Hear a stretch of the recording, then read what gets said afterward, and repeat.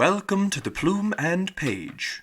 Today's story is The Strange Case of Dr. Jekyll and Mr. Hyde by Robert Louis Stevenson. Story of the Door. Mr. Utterson the lawyer was a man of a rugged countenance that was never lighted by a smile, cold, scanty, and embarrassed in discourse, backward in sentiment, lean, long, dusty, dreary, and yet somehow lovable. At friendly meetings, and when the wine was to his taste, something eminently human beaconed from his eye, something indeed which never found its way into his talk, but which spoke not only in the silent symbols of the after-dinner face, but more often and loudly in the acts of his life. He was austere with himself, drank gin when he was alone, to mortify a taste for vintages, and though he enjoyed the theatre, had not crossed the doors of one for 20 years.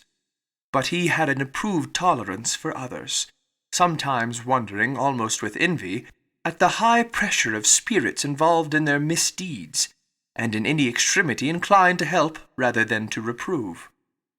"I incline to Cain's heresy," he used to say quaintly. "I let my brother go to the devil in his own way." In this character, it was frequently his fortune to be the last reputable acquaintance and the last good influence in the lives of down-going men. And to such as these, so long as they came about his chambers, he never marked a shade of change in his demeanour. No doubt the feat was easy to Mr. Utterson, for he was undemonstrative at the best. And even his friendship seemed to be founded in a similar catholicity of good nature. It is the mark of a modest man to accept his friendly circle, ready-made from the hands of opportunity, and that was the lawyer's way. His friends were those of his own blood, or those whom he had known the longest. His affections, like ivy, were the growth of time. They implied no aptness in the object. Hence, no doubt, the bond that united him to Mr. Richard Enfield, his distant kinsman, the well-known man about town. It was a nut to crack for many, what these two could see in each other, or what subject they could find in common. It was reported by those who encountered them in their Sunday walks that they said nothing, looked singularly dull, and would hail with obvious relief the appearance of a friend. For all that, the two men put the greatest store by these excursions, counted them the chief jewel of each week, and not only set aside occasions of pleasure, but even resisted the calls of business, that they might enjoy them uninterrupted. It chanced on one of these rambles that their way led them down a by-street in a busy quarter of London. The street was small and what is called quiet, but it drove a thriving trade on the weekdays. The inhabitants were all doing well, it seemed, and all emulously hoping to do better still, and laying out the surplus of their grains in coquetry, so that the shop-fronts stood along that thoroughfare with an air of invitation, like rows of smiling saleswomen. Even on Sunday, when it veiled its more florid charms and lay comparatively empty of passage, the street shone out in contrast to its dingy neighbourhood, like a fire in a forest, and with its freshly painted shutters, well-polished brasses, and general cleanliness and gaiety of note, instantly caught and pleased the eye of the passenger. 2 doors from one corner, on the left hand going east, the line was broken by the entry of a court, and just at that point a certain sinister block of building thrust forward its gable on the street. It was 2 stories high, showed no window, nothing but a door on the lower story, and a blind forehead of discoloured wall on the upper, and bore in every feature the marks of prolonged and sordid negligence. The door, which was equipped with neither bell nor knocker, was blistered and disdained. Tramps slouched into the recesses and struck the matches on the panels. Children kept shop upon the steps. The schoolboy had tried his knife on the mouldings, and for close on a generation no one had appeared to drive away these random visitors, or to repair their ravages. Mr. Enfield and the lawyer were on the other side of the by-street, but when they came abreast of the entry, the former lifted up his cane and pointed. "Did you ever remark that door?" he asked, and when his companion had replied in the affirmative, "It is connected in my mind," added he, with a very odd story."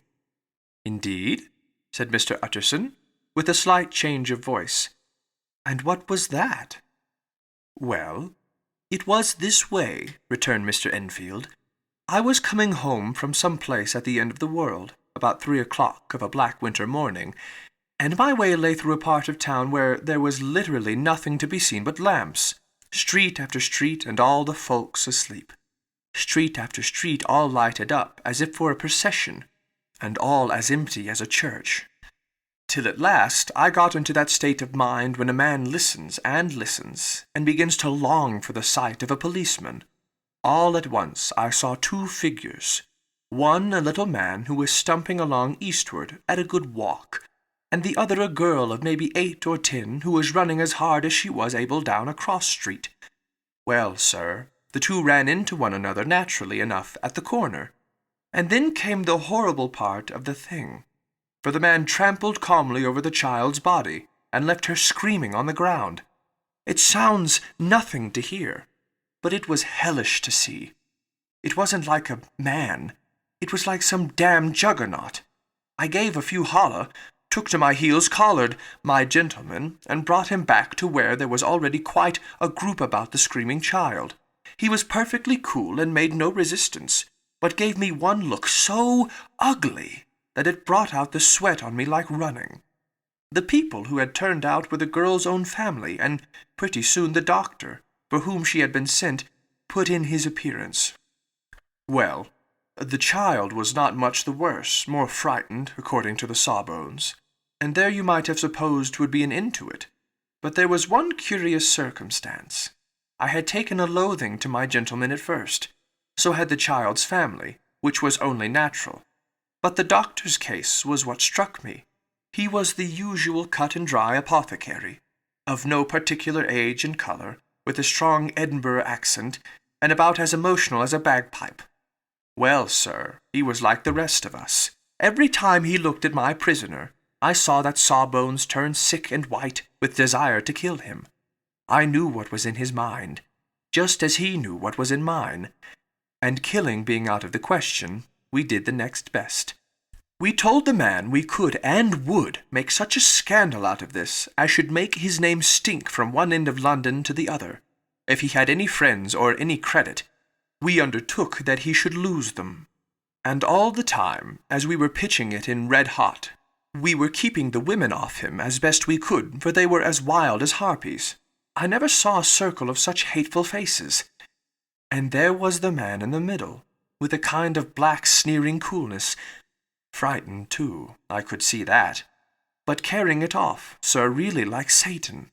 If you choose to make capital out of this accident, said he, I am naturally helpless. No gentleman but wishes to avoid a scene, says he. Name your figure. Well, we screwed him up to £100 for the child's family. He would have clearly liked to stick out, but there was something about the lot of us that meant mischief, and at last he struck. The next thing was to get the money, and where do you think he carried us but to that place with the door?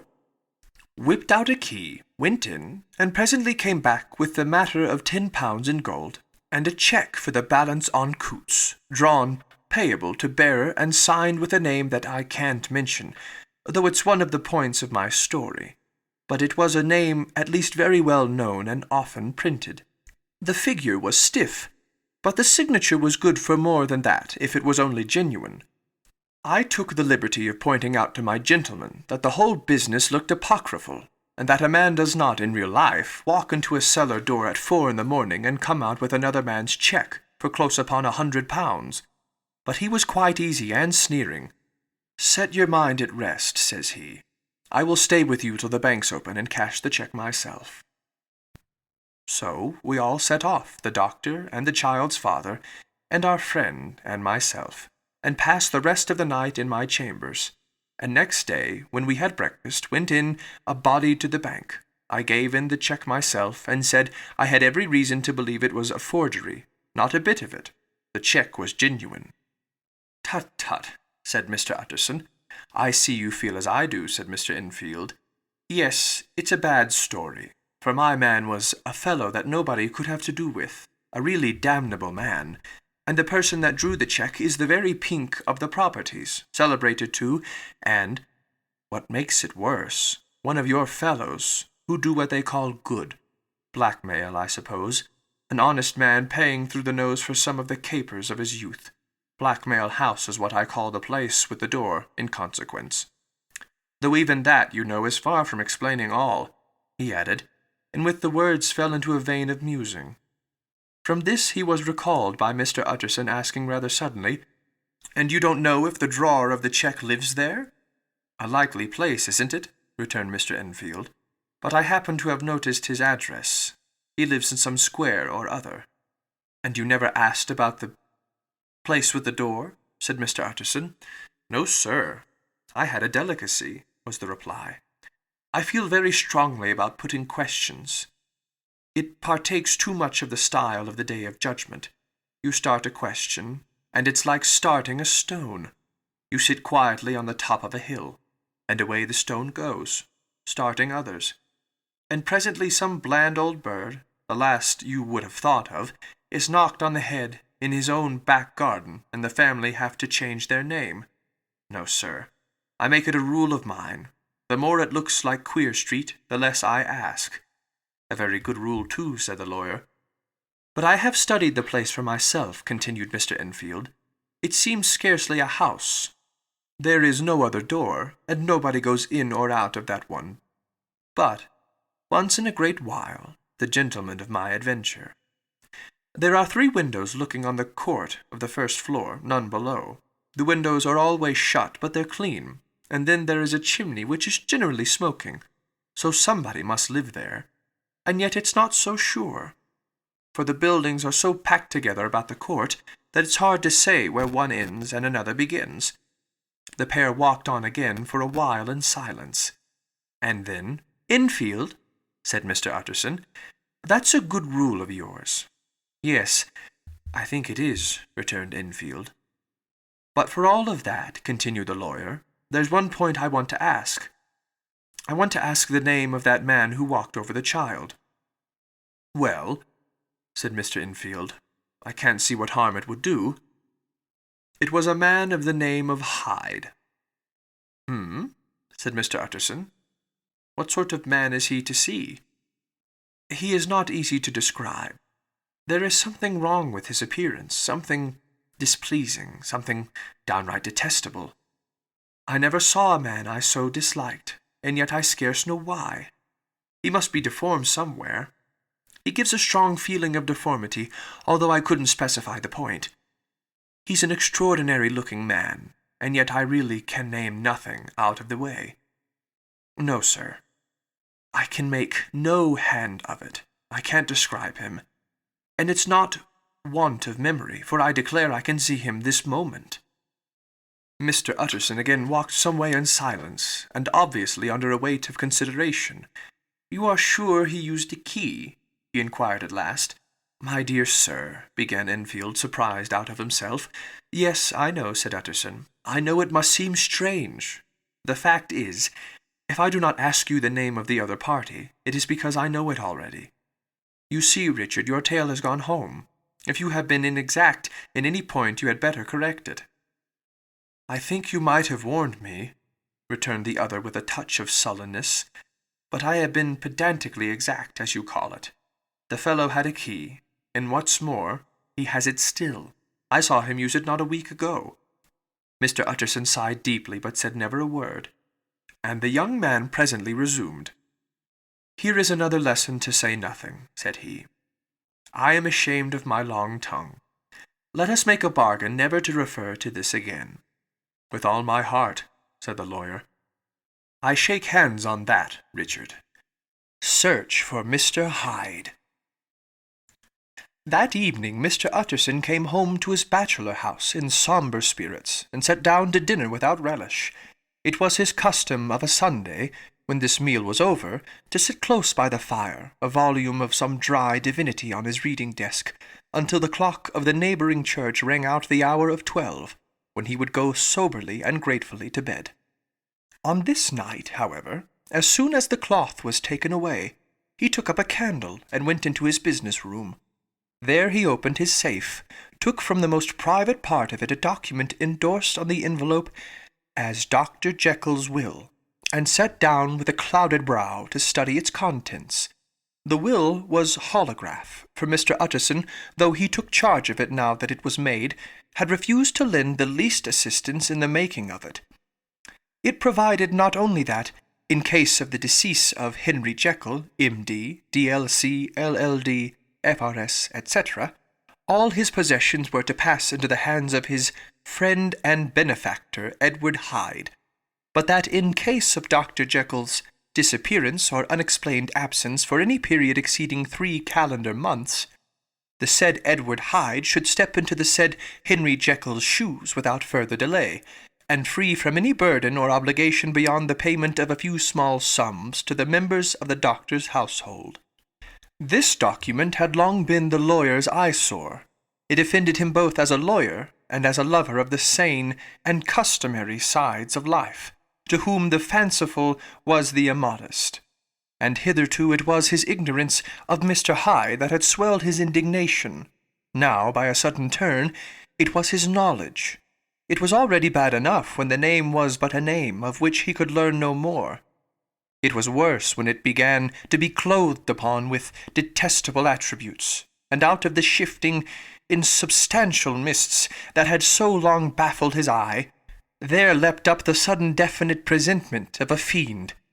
"I thought it was madness," he said, as he replaced the obnoxious paper in the safe, "and now I begin to fear it is disgrace." With that he blew out his candle, put on a greatcoat, and set forth in the direction of Cavendish Square, that citadel of medicine, where his friend, the great Dr. Lanyon, had his house and received his crowding patients. If anyone knows, it will be Lanyon, he had thought. The solemn butler knew and welcomed him.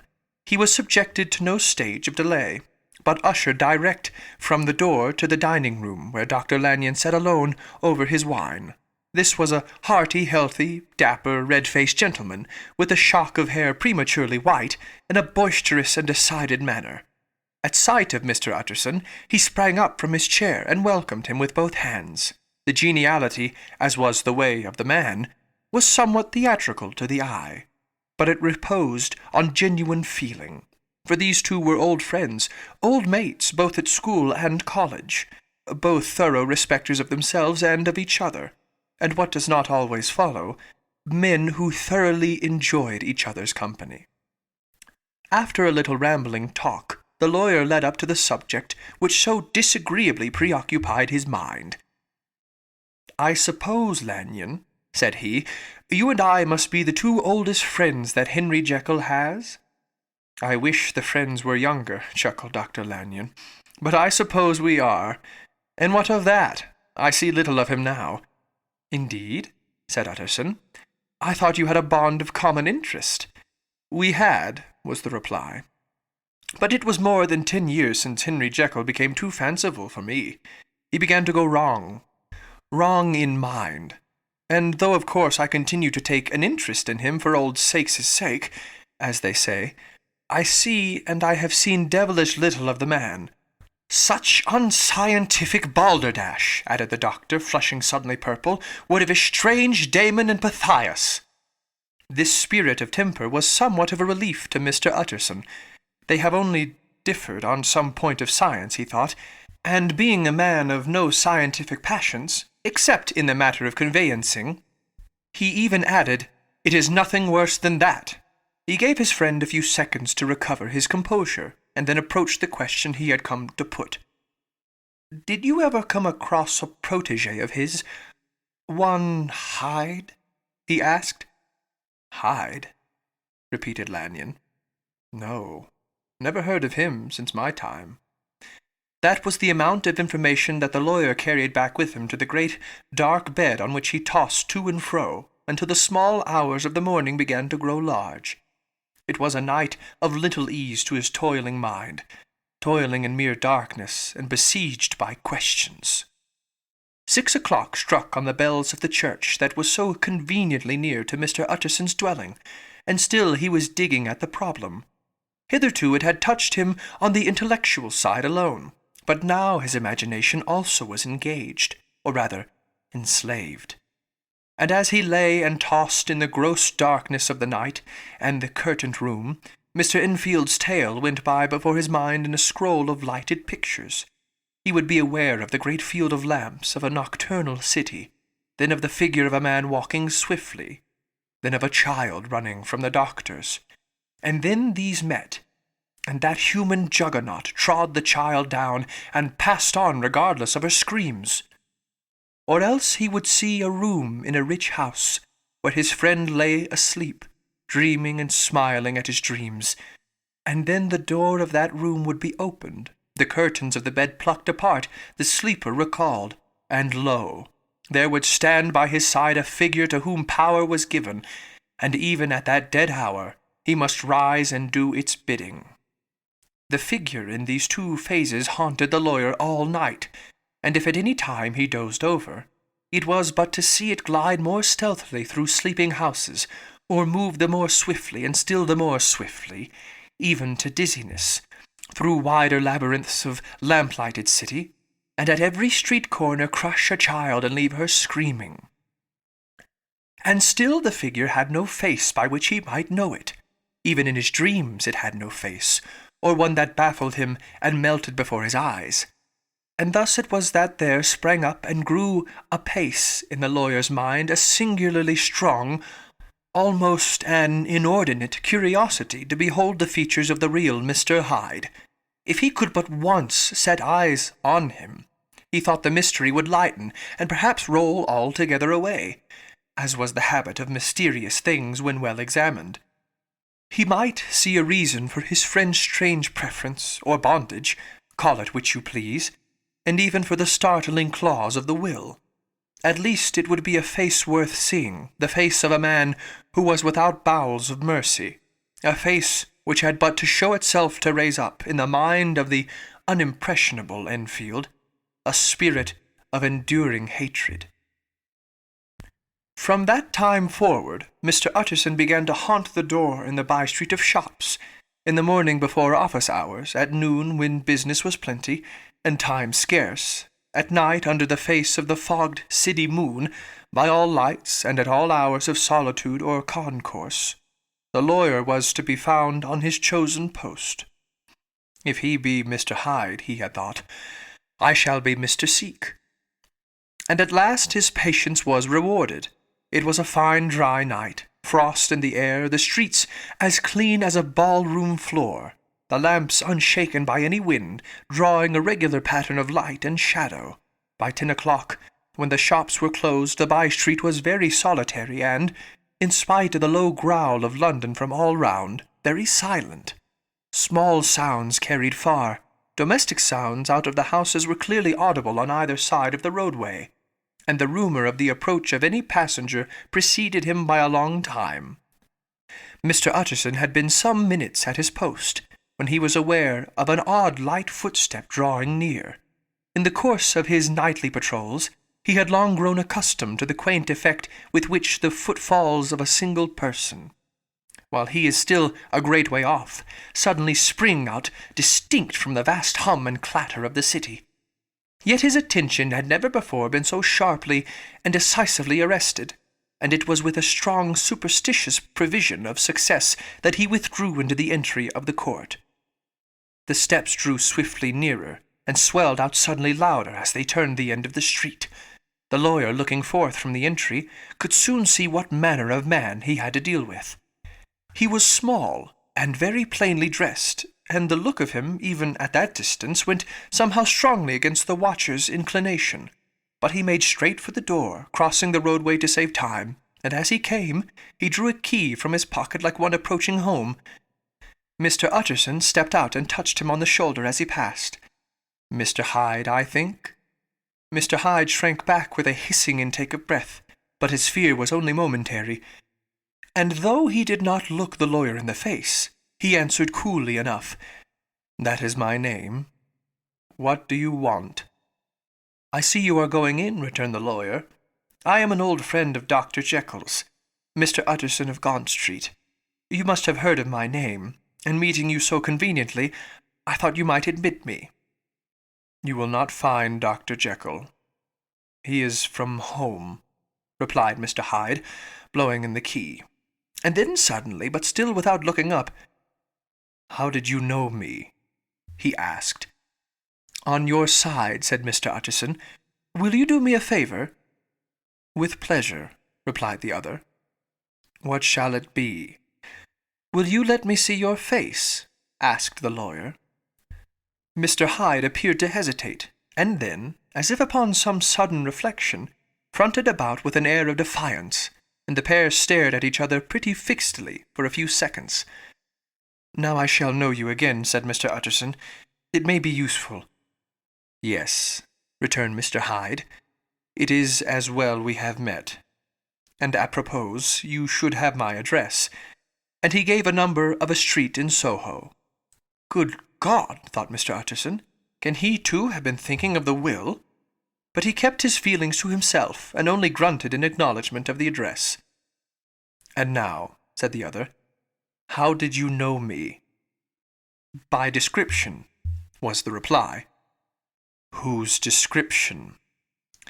"We have common friends," said Mr. Utterson. "Common friends," echoed Mr. Hyde, a little hoarsely. "Who are they?" "Jekyll, for instance," said the lawyer. "He never told you!" cried Mr. Hyde with a flush of anger. "I did not think you would have lied." "Come," said Mr. Utterson, "this is not fitting language." The other snarled aloud in a savage laugh, and the next moment, with extraordinary quickness, he had unlocked the door and disappeared into the house. The lawyer stood a while when Mr. Hyde had left him, the picture of disquietude. Then he began slowly to mount the street, pausing every step or two and putting his hand to his brow like a man in mental perplexity. The problem he was thus debating as he walked was one of a class that is rarely solved. Mr. Hyde was pale and dwarfish. He gave an impression of deformity without any nameable malformation. He had a displeasing smile. He had borne himself to the lawyer with a sort of murderous mixture of timidity and boldness, and he spoke with a husky, whispering, and somewhat broken voice. All these were points against him, but not all of these together could explain the hitherto unknown disgust, loathing, and fear with which Mr. Utterson regarded him. "There must be something else," said the perplexed gentleman. "There is something more, if I could find a name for it.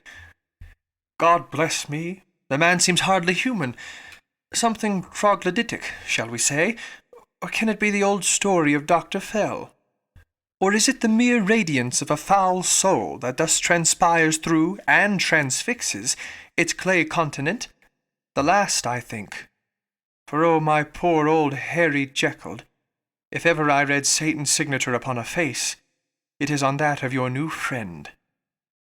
Round the corner from the by-street there was a square of ancient, handsome houses, now for the most part decayed from their high estate, and let in flats and chambers to all sorts and conditions of men, map engravers, architects, shady lawyers, and the agents of obscure enterprises. One house, however, second from the corner, was still occupied entire, and at the door of this, which wore a great air of wealth and comfort, though it was now plunged in darkness except for the fanlight, Mr. Utterson stopped and knocked. A well-dressed elderly servant opened the door. "Is Dr. Jekyll at home, Poole?" asked the lawyer. "I will see, Mr. Utterson," said Poole, admitting the visitor, as he spoke, into a large, low-roofed, comfortable hall paved with flags, warmed, after the fashion of a country house, by a bright open fire, and furnished with costly cabinets of oak. "Will you wait here by the fire, sir, or shall I give you a light in the dining-room?" "Here, thank you," said the lawyer, and he drew near and leaned on the tall fender. This hall, in which he was now left alone, was a pet fancy of his friend the doctor's, and Utterson himself was wont to speak of it as the pleasantest room in London. But tonight there was a shudder in his blood. The face of Hyde sat heavy on his memory. He felt, what was rate with him, a nausea and distaste of life, and in the gloom of his spirits he seemed to read a menace in the flickering of the firelight on the polished cabinets and the uneasy starting of the shadow on the roof. He was ashamed of his relief when Poole presently returned to announce that Dr. Jekyll was gone. "I saw Mr. Hyde go in by the old dissecting-room, Poole," he said. "Is that right, when Dr. Jekyll is from home?" "Quite right, Mr. Utterson, sir," replied the servant. "Mr. Hyde has a key." "Your master seems to repose a great deal of trust in that young man, Poole," resumed the other musingly. "Yes, sir, he does indeed," said Poole. "We have all orders to obey him." "I do not think I ever met Mr. Hyde?" asked Utterson. "Oh, dear no, sir. He never dines here," replied the butler. "Indeed, we see very little of him on this side of the house. He mostly comes and goes by the laboratory." "Well, good night, Poole." "Good night, Mr. Utterson." And the lawyer set out homeward with a very heavy heart. "Poor Harry Jekyll," he thought. "My mind misgives me he is in deep waters. He was wild when he was young, a long while ago, to be sure, but in the law of God there is no statute of limitations. Aye, it must be that, the ghost of some old sin, the cancer of some concealed disgrace. Punishment coming, pede claudo, years after memory has forgotten and self-love condoned the fault." And the lawyer, scared by the thought, brooded a while on his own past, groping in all the corners of memory, lest by chance some jack-in-the-box of an old iniquity should leap to light there. His past was fairly blameless. Few men could read the rolls of their life with less apprehension. Yet he was humbled to the dust by the many ill things he had done, and raised up again into a sober and fearful gratitude by the many he had come so near to doing yet avoided. And then by a return of his former subject, he conceived a spark of hope. This Master Hyde, if he were studied, thought he, must have secrets of his own, black secrets by the look of him, secrets compared to which poor Jekyll's worst would be like sunshine. Things cannot continue as they are. It turns me cold to think of this creature stealing like a thief to Harry's bedside. Poor Harry, what awakening! And the danger of it, for if this Hyde suspects the existence of the will, he may grow impatient to inherit. Aye, it must put my shoulders to the wheel. If Jekyll will but let me, he added. If Jekyll will only let me. For once more he saw before his mind's eye, as clear as transparency, the strange clauses of the will. Dr. Jekyll was quite at ease.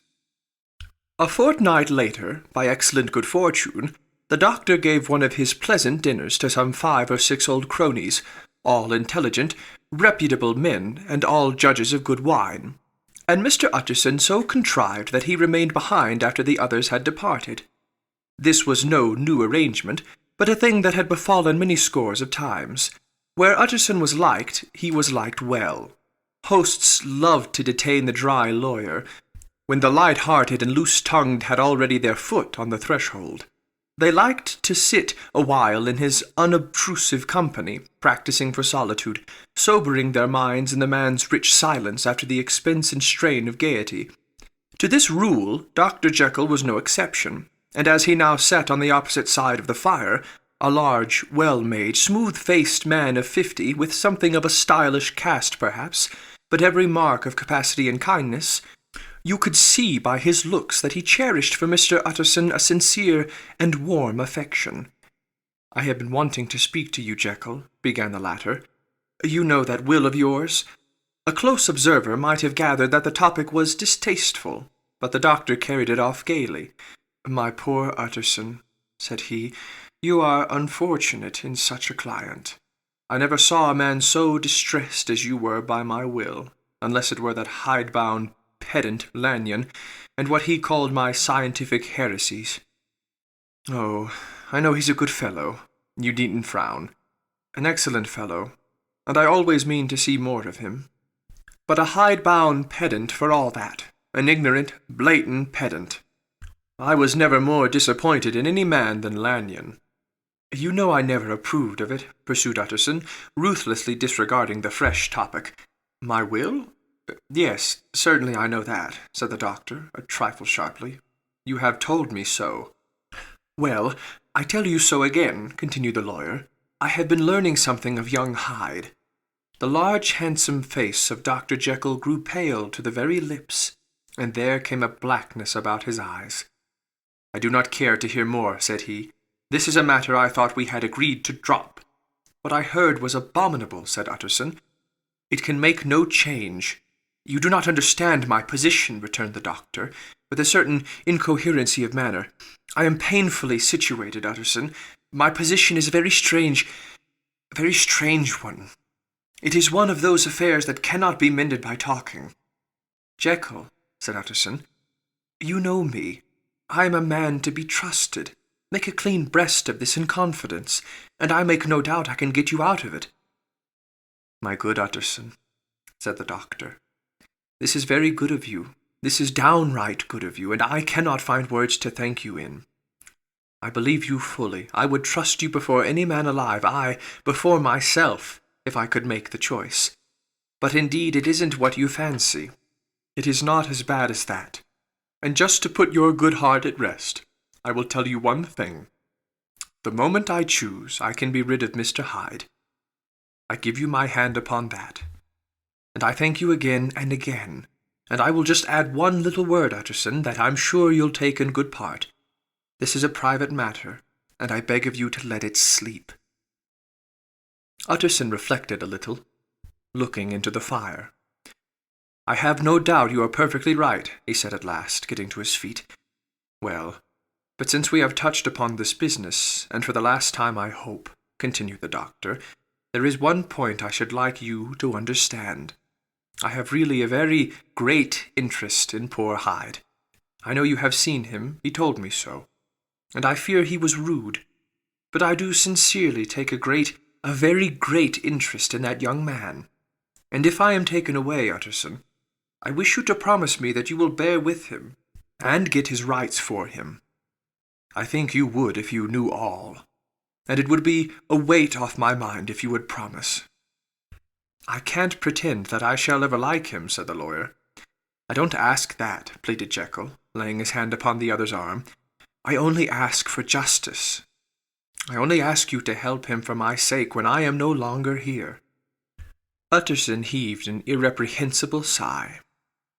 Well, said he, I promise. The Carew murder case. Nearly a year later, in the month of October, 18, London was startled by a high crime of singular ferocity, and rendered all the more notable by the high position of the victim. The details were few and startling. A maidservant living alone in a house not far from the river had gone upstairs to bed about 11. Although a fog rolled over the city in the small hours, the early part of the night was cloudless, and the lane, which the maid's window overlooked, was brilliantly lit by the full moon. It seemed she was romantically given, for she sat down upon her box, which stood immediately under the window, and fell into a dream of musing. Never, she used to say, with streaming tears, when she narrated that experience, never had she felt more at peace with all men or thought more kindly of the world. And as she so sat, she became aware of an aged, beautiful gentleman with white hair drawing near along the lane, and advancing to meet him another and very small gentleman, to whom at first she paid less attention. When they had come within speech, which was just under the maid's eye, the older man bowed and accosted the other with a very pretty manner of politeness. It did not seem as if the subject of his address were of great importance. Indeed, from his pointing, it sometimes appeared as if he were only inquiring his way, but the moon shone on his face as he spoke, and the girl was pleased to watch it. It seemed to breathe such an innocent and old-world kindness of disposition, yet with something high, too, as of a well-founded self-content. Presently her eye wandered to the other, and she was surprised to recognize in him a certain Mr. Hyde, who had once visited her master, and for whom she had conceived a dislike. He had in his hand a heavy cane, with which he was trifling, but he answered never a word, and seemed to listen with an ill-contained impatience. And then all of a sudden he broke out in a great flame of anger, stamping with his foot, brandishing the cane, and carrying on, as the maid described it, like a madman. The old gentleman took a step back, with the air of one very much surprised and a trifle hurt, and at that Mr. Hyde broke out of all bounds and clubbed him to the earth. And next moment, with ape-like fury, he was trampling his victim underfoot and hailing down a storm of blows. under which the bones were audibly shattered, and the body jumped upon the roadway. At the horror of these sights and sounds, the maid fainted. It was 2 o'clock when she came to herself and called for the police. The murderer was gone long ago, but there lay his victim in the middle of the lane, incredibly mangled. The stick with which the deed had been done, although it was of some rare and very tough and heavy wood, had broken in the middle under the stress of this insensate cruelty, and one splintered half had rolled in the neighbouring gutter. The other, without doubt, had been carried away by the murderer. A purse and gold watch were found upon the victim, but no cards or papers, except a sealed and stamped envelope, which he had been probably carrying to the post, and which bore the name and address of Mr. Utterson. This was brought to the lawyer the next morning, before he was out of bed, and he had no sooner seen it and been told the circumstances, than he shot out a solemn lip. "I shall say nothing till I have seen the body," said he. "This may be very serious. Have the kindness to wait while I dress."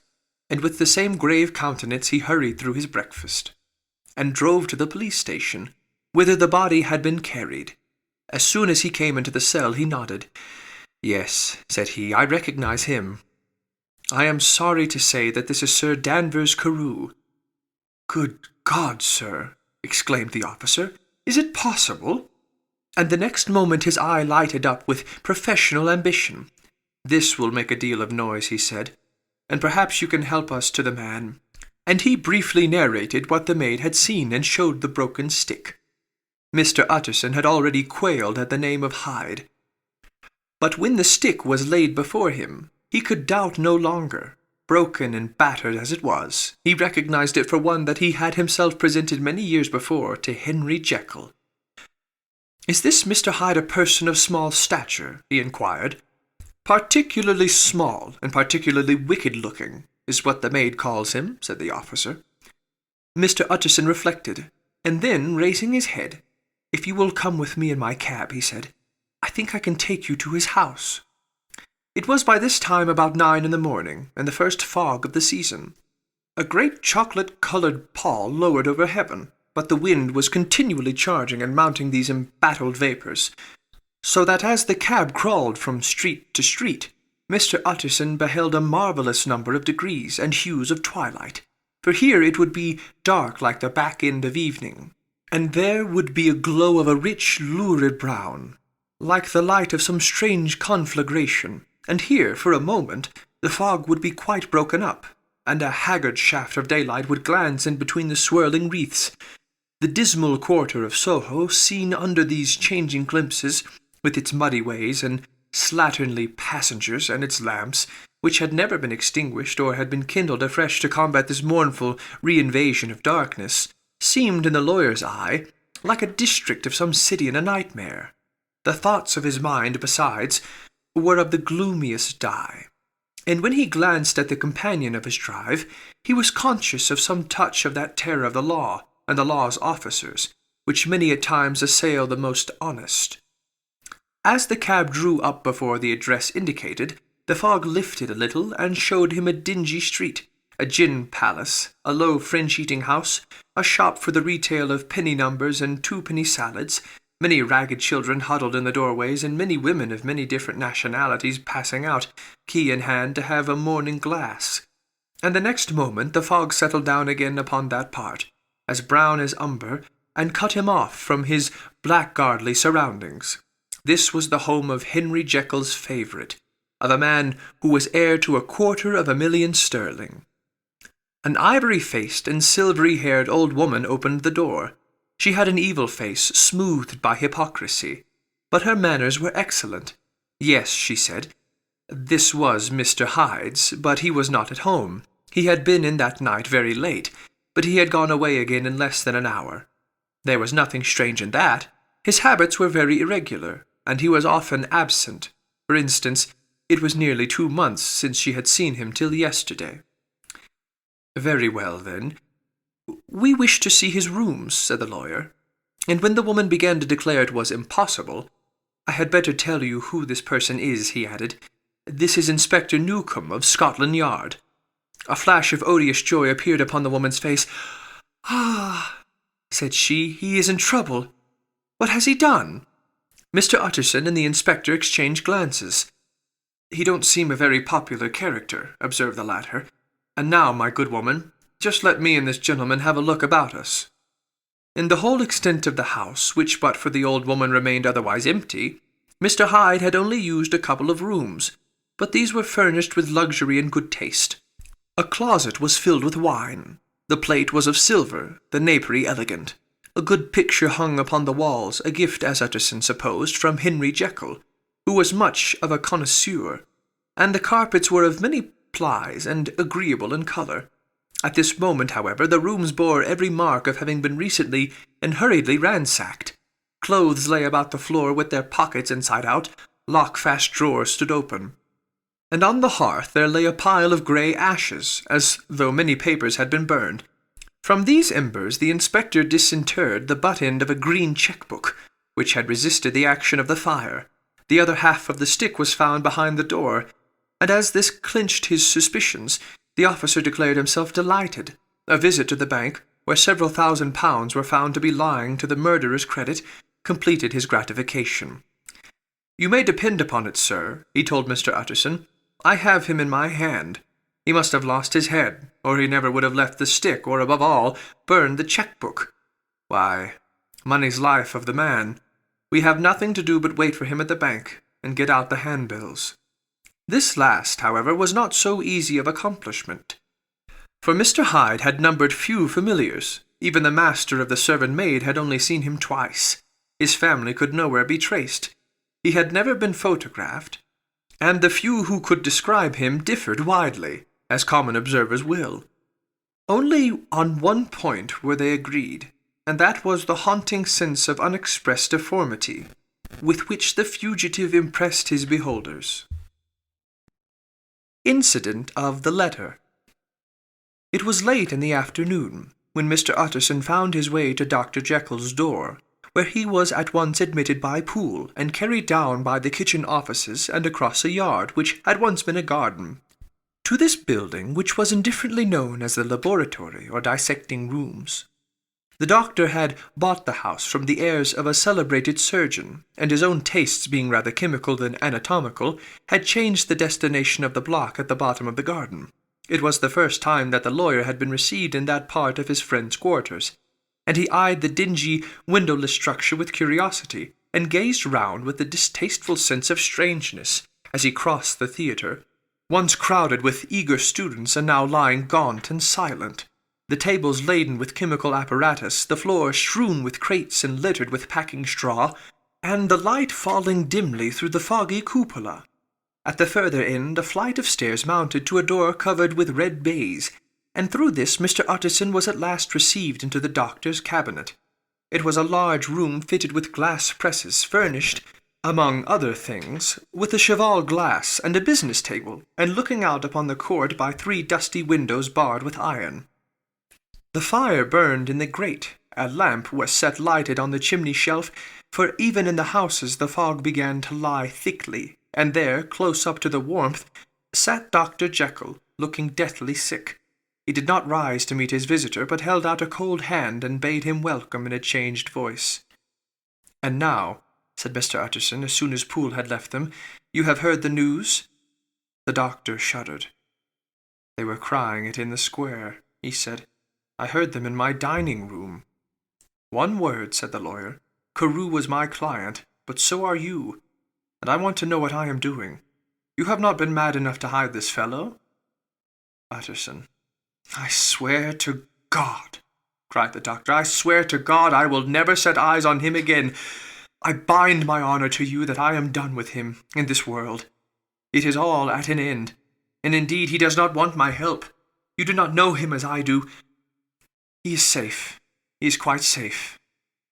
Mark my words, he will never more be heard of." The lawyer listened gloomily.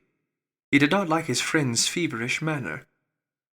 "You seem pretty sure of him," said he, "and for your sake, I hope you may be right. If it came to a trial, your name might appear." "I am quite sure of him," replied Jekyll. "I have grounds for certainty that I cannot share with anyone. But there is one thing on which you may advise me. I have, I have received a letter, and I am at loss whether I should show it to the police. I should like to leave it in your hands, Utterson. You would judge wisely, I am sure. I have so great a trust in you. You fear, I suppose, that it might lead to his detection? Asked the lawyer. No, said the other. I cannot say that I care what becomes of Hyde. I am quite done with him. I was thinking of my own character, which this hateful business has rather exposed. Utterson ruminated a while. He was surprised at his friend's selfishness, and yet relieved by it. Well, said he at last, let me see the letter. The letter was written in an odd upright hand, and signed Edward Hyde, and it signified, briefly enough, that the writer's benefactor, Dr. Jekyll, whom he had long so unworthily repaid for 1,000 generosities, need labour under no alarm for his safety, as he had means of escape on which he placed a sure dependence. The lawyer liked this letter well enough. It put a better colour on the intimacy that he had looked for, and he blamed himself for some of his past suspicions. "Have you the envelope?" he asked. "I burned it," replied Jekyll, "before I thought what I was about. But it bore no postmark. The note was handed in." "Shall I keep this and sleep upon it?" asked Utterson. "I wish you to judge for me entirely," was the reply. "I have lost confidence in myself." "Well, I shall consider," returned the lawyer. "And now one word more. It was Hyde who dictated the terms in your will about that disappearance?" The doctor seemed seized with a qualm of faintness. He shut his mouth tight and nodded. "I knew it," said Utterson. "He meant to murder you. You had a fine escape." "I have had what is far more to the purpose," returned the doctor solemnly. "I have had a lesson. Oh, God, Utterson, what a lesson I have had!" And he covered his face for a moment with his hands. On his way out, the lawyer stopped and had a word or two with Poole. "By the by," said he, "there was a letter handed in today. What was the messenger like?" But Poole was positive nothing had come except by post, and only circulars by that, he added. This news sent off the visitor with his fears renewed. Plainly the letter had come by the laboratory door. Possibly, indeed, it had been written in the cabinet, and if that were so, it must be definitely judged, and handled with the more caution. The newsboys, as he went, were crying themselves hoarse along the footways. "Special edition! Shocking murder of an MP!" That was the funeral oration of one friend and client, and he could not help a certain apprehension lest the good name of another should be sucked down in the eddy of the scandal. It was at least a ticklish decision that he had to make, and self-reliant as he was by habit, he began to cherish a longing for advice. It was not to be had directly, but perhaps, he thought, it might be fished for. Presently after, he sat on one side of his own hearth, with Mr. Guest, his head clerk, upon the other, a midway between, at a nicely calculated distance from the fire, a bottle of a particular old wine that had long dwelt unsunned in the foundations of his house. The fog still slept on the wing above the drowned city, where the lamps glimmered like carbuncles, and through the muffle and smother of these fallen clouds, the procession of the town's life was still rolling in through the great arteries with a sound as of a mighty wind. But the room was grey with firelight. In the bottle the acids were long ago resolved. The imperial dye had softened with time, as the colour grows richer in stained windows, and the glow of hot autumn afternoons on hillside vineyards was ready to be set free and to disperse the fogs of London. Insensibly the lawyer melted. There was no man from whom he kept fewer secrets than Mr. Guest, and he was not always sure that he had kept as many he meant. Guest had often been on business to the doctor's. He knew Poole. He could scarce have failed to hear of Mr. Hyde's familiarity about the house. He might draw conclusions. Was it not as well, then, that he should see a letter which put that mystery to right? And above all, since Guest, being a great student and critic of handwriting, would consider the step natural and obliging? The clerk, besides, was a man of counsel. He could scarce read so strange a document without dropping a remark, and by that remark Mr. Utterson might shape his future course. "This is a sad business about Sir Danvers," he said. "Yes, sir, indeed. It has elicited a great deal of public feeling," returned Guest. "The man, of course, was mad." "I should like to hear your views on that," replied Utterson. "I have a document here in his handwriting. It is between ourselves, for I scarce know what to do about it. It is an ugly business at the best, but there it is, quite in your way, a murderer's autograph." Guest's eyes brightened, and he sat down at once and studied it with passion. "No, sir," he said, "not mad, but it is an odd hand." "And by all accounts a very odd writer," added the lawyer. Just then the servant entered with a note. "Is that from Dr. Jekyll, sir?" inquired the clerk. "I thought I knew the writing." "Anything private, Mr. Utterson?" "Only an invitation to dinner." "Why? Do you want to see it?" "One moment. I thank you, sir." And the clerk laid the 2 sheets of paper alongside, and sedulously compared their contents. "Thank you, sir," he said at last, returning both. "It's a very interesting autograph." There was a pause, during which Mr. Utterson struggled with himself.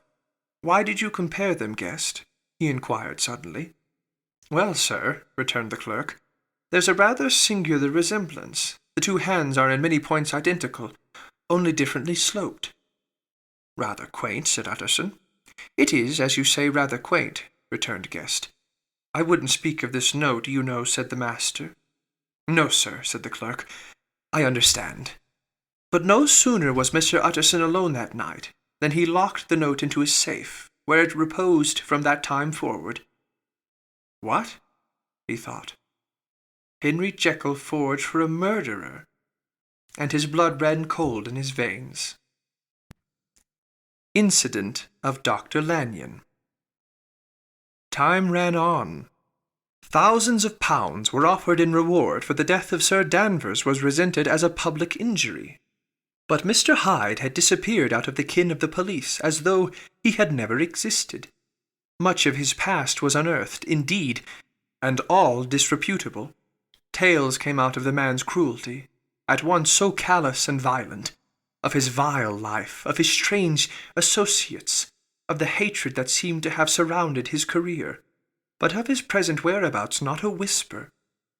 From the time he had left the house in Soho on the morning of the murder, he was simply blotted out, and gradually, as time drew on, Mr. Utterson began to recover from the hotness of his alarm, and to grow more at quiet with himself. The death of Sir Danvers was, to his way of thinking, more than paid for by the disappearance of Mr. Hyde.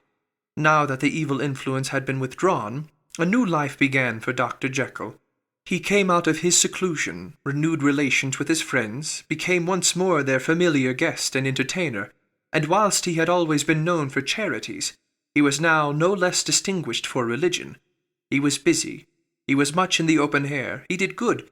His face seemed to open and brighten, as if with an inward consciousness of service, and for more than 2 months the doctor was at peace. On the 8th of January, Utterson had dined at the doctor's with a small party. Lanyon had been there, and the face of the host had looked from one to the other as in the old days when the trio were inseparable friends. On the 12th, and again on the 14th, the door was shut against the lawyer. The doctor was confined to the house, Poole said, and saw no one. On the 15th he tried again, and was again refused. And having now been used for the last 2 months to see his friend almost daily, he found this return of solitude to weigh upon his spirits. The 5th night he had in Guest to dine with him, and the 6th he betook himself to Dr. Lanyon's. There at least he was not denied admittance, but when he came in he was shocked at the change which had taken place in the doctor's appearance. He had his death warrant written legibly upon his face. The rosy man had grown pale, his flesh had fallen away. He was visibly balder and older, and yet it was not so much these tokens of a swift physical decay that arrested the lawyer's notice, as a look in the eye and quality of manner that seemed to testify to some deep-seated terror of the mind. It was unlikely that the doctor should fear death, and yet that was what Utterson was tempted to suspect. Yes, he thought, he is a doctor. He must know his own state, and that his days are counted, and the knowledge is more than he can bear. And yet when Utterson remarked on his ill looks, it was with an air of great firmness that Lanyon declared himself a doomed man. "I have had a shock," he said, "and I shall never recover. It is a question of weeks. Well, life has been pleasant. I liked it, yes. Sir, I used to like it. I sometimes think if we knew all, we should be more glad to get away. Jekyll is ill too, observed Utterson. Have you seen him? But Lanyon's face changed, and he held up a trembling hand.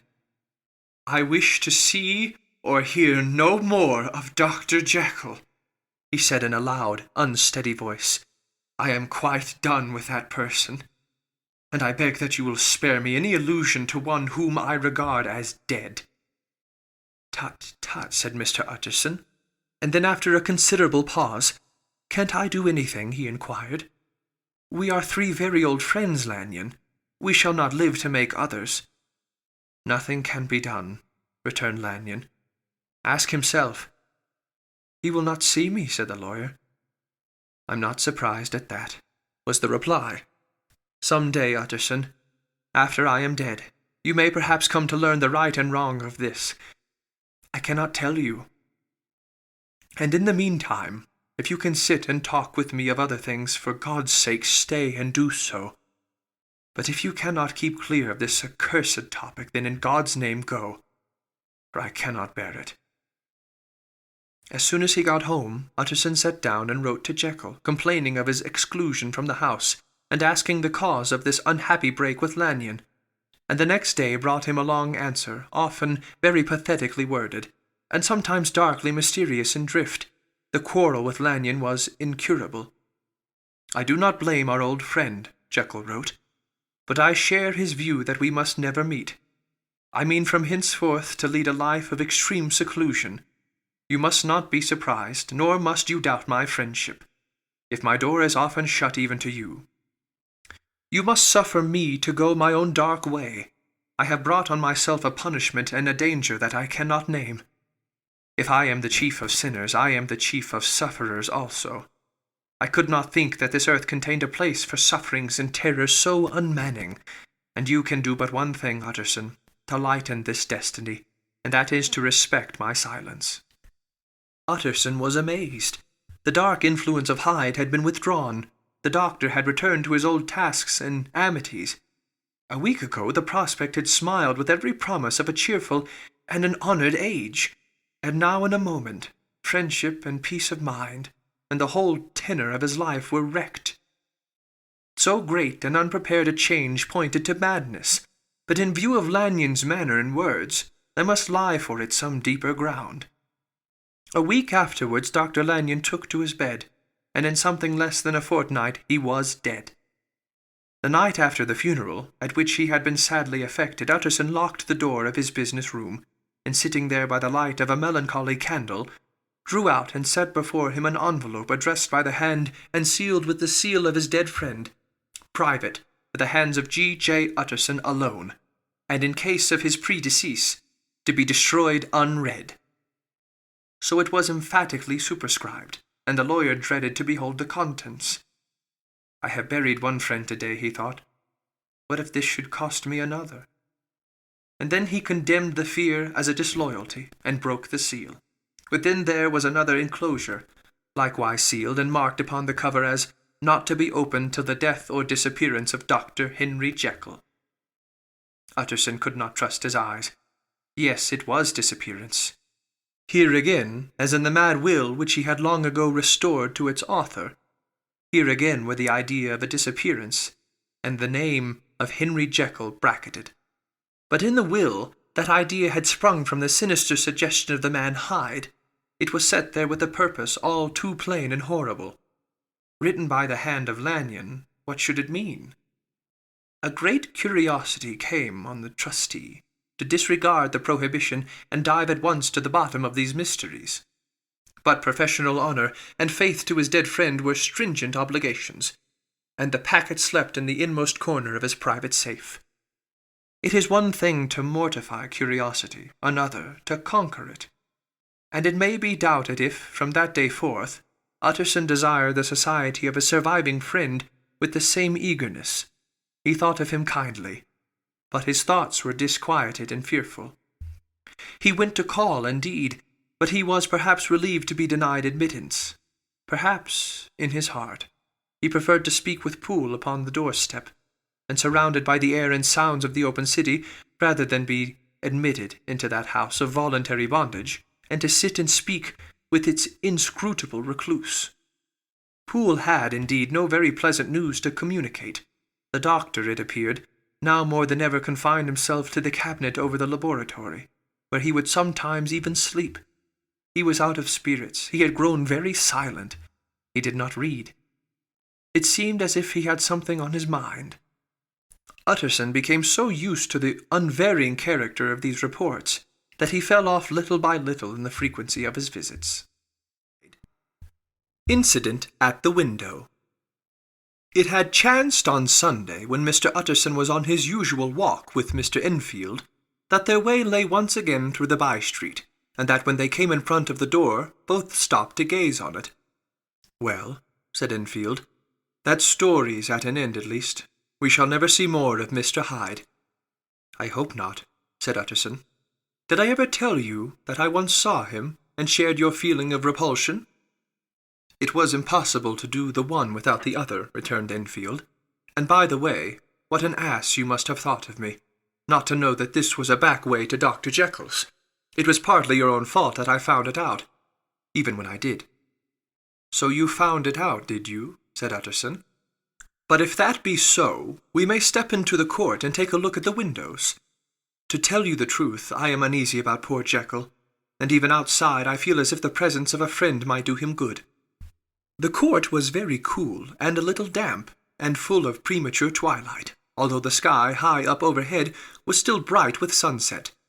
The middle one of the three windows was halfway open, and sitting close beside it, taking the air with an infinite sadness of mien, like some disconsolate prisoner, Utterson saw Dr. Jekyll. "What, Jekyll!" he cried. "I trust you are better." "I am very low, Utterson," replied the doctor drearily. "Very low. It will not last long, thank God." "You stay too much indoors," said the lawyer. "You should be out, whipping up the circulation like Mr. Enfield and me. This is my cousin, Mr. Enfield, Dr. Jekyll. Come now, get your hat and take a quick turn with us." "You are very good," sighed the other. "I should like to very much, but no, it is quite impossible. I dare not. But indeed, Utterson, I am very glad to see you. This is really a great pleasure. I would ask you and Mr. Enfield up, but the place is really not fit." "Why, then," said the lawyer good-naturedly, "the best thing we can do is to stay down here and speak with you from where we are." "That is just what I was about to venture to propose," returned the doctor with a smile. But the words were hardly uttered before the smile was struck out of his face and succeeded by an expression of such abject terror and despair as froze the very blood of the two gentlemen below. They saw it but for a glimpse, for the window was instantly thrust down. But that glimpse had been sufficient, and they turned and left the court without a word. In silence, too, they traversed the by-street, and it was not until they had come into a neighbouring thoroughfare, where even upon a Sunday there were still some stirrings of life, that Mr. Utterson at last turned and looked at his companion. They were both pale, and there was an answering horror in their eyes. "God forgive us. God forgive us," said Mr. Utterson. But Mr. Enfield only nodded his head very seriously, and walked on once more in silence. The last night. Mr. Utterson was sitting by his fireside one evening after dinner, when he was surprised to receive a visit from Poole. "Bless me, Poole, what brings you here?" he cried, and then taking a second look at him, "What ails you?" he added. "Is the doctor ill?" "Mr. Utterson," said the man, "there is something wrong." "Take a seat, and here is a glass of wine for you," said the lawyer. "Now, take your time, and tell me plainly what you want." "You know the doctor's ways, sir," replied Poole, "and how he shuts himself up. Well, he's shut up again in the cabinet, and I don't like it, sir. I wish I may die if I like it. Mr. Utterson, sir, I'm afraid." "Now, my good man," said the lawyer, "be explicit. What are you afraid of?" "I've been afraid for about a week," returned Poole. doggedly disregarding the question, "and I can bear it no more." The man's appearance amply bore out his words. His manner was altered for the worse, and except for the moment when he had first announced his terror, he had not once looked the lawyer in the face. Even now he sat with a glass of wine untasted on his knee, and his eyes directed to a corner of the floor. "I can bear it no more," he repeated. "Come," said the lawyer. "I see you have some good reason, Poole. I see there is something seriously amiss. Try to tell me what it is." "I think there's been foul play," said Poole hoarsely. "Foul play?" cried the lawyer, a good deal frightened and rather inclined to be irritated in consequence. "What foul play? What does the man mean?" "I daren't say, sir," was the answer. "But will you come along with me and see for yourself?" Mr. Utterson's only answer was to rise and get his hat and greatcoat, but he observed with wonder the greatness of the relief that appeared upon the butler's face, and perhaps with no less, that the wine was still untasted when he set it down to follow. It was a wild, cold, seasonable night of March, with a pale moon lying on her back, as though the wind had tilted her, and flying wrack of the most diaphanous and lawny texture. The wind made talking difficult, and flecked the blood into the face. It seemed to have swept the streets unusually bare of passengers, besides, for Mr. Utterson thought he had never seen that part of London so deserted. He could have wished it otherwise. Never in his life had he been conscious of so sharp a wish to see and touch his fellow creatures, for struggle as he might, there was borne in upon his mind a crushing anticipation of calamity. The square, when they got there, was full of wind and dust, and the thin trees in the garden were lashing themselves along the railing. Poole, who had kept all the way a pace or two ahead, now pulled up in the middle of the pavement, and in spite of the biting weather, took off his hat and mopped his brow with a red pocket-handkerchief.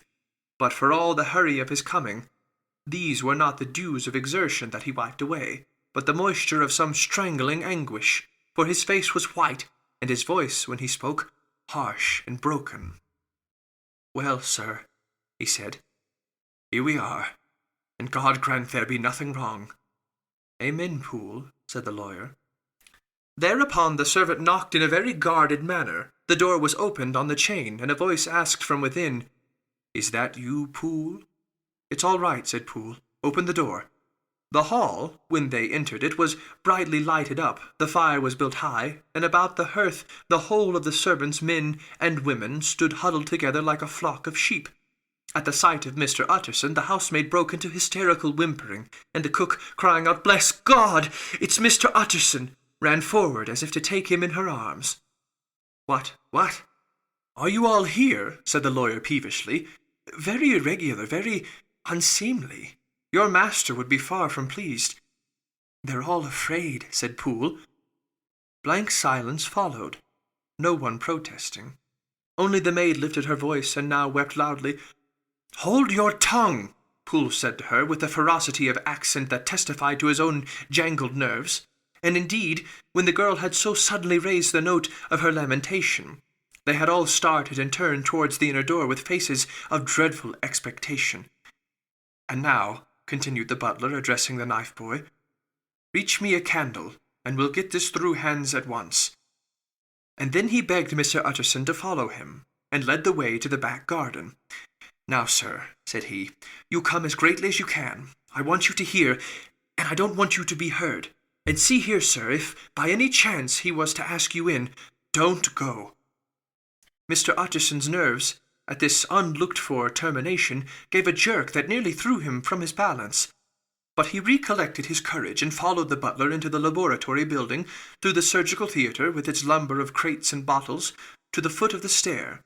Here Poole motioned him to stand on one side and listen, while he himself, setting down the candle and making a great obvious call on his resolution, mounted the steps and knocked with a somewhat uncertain hand on the red baize of the cabinet door. "Mr. Utterson, sir, asking to see you," he called, and even as he did so, once more violently signed to the lawyer to give ear. A voice answered from within.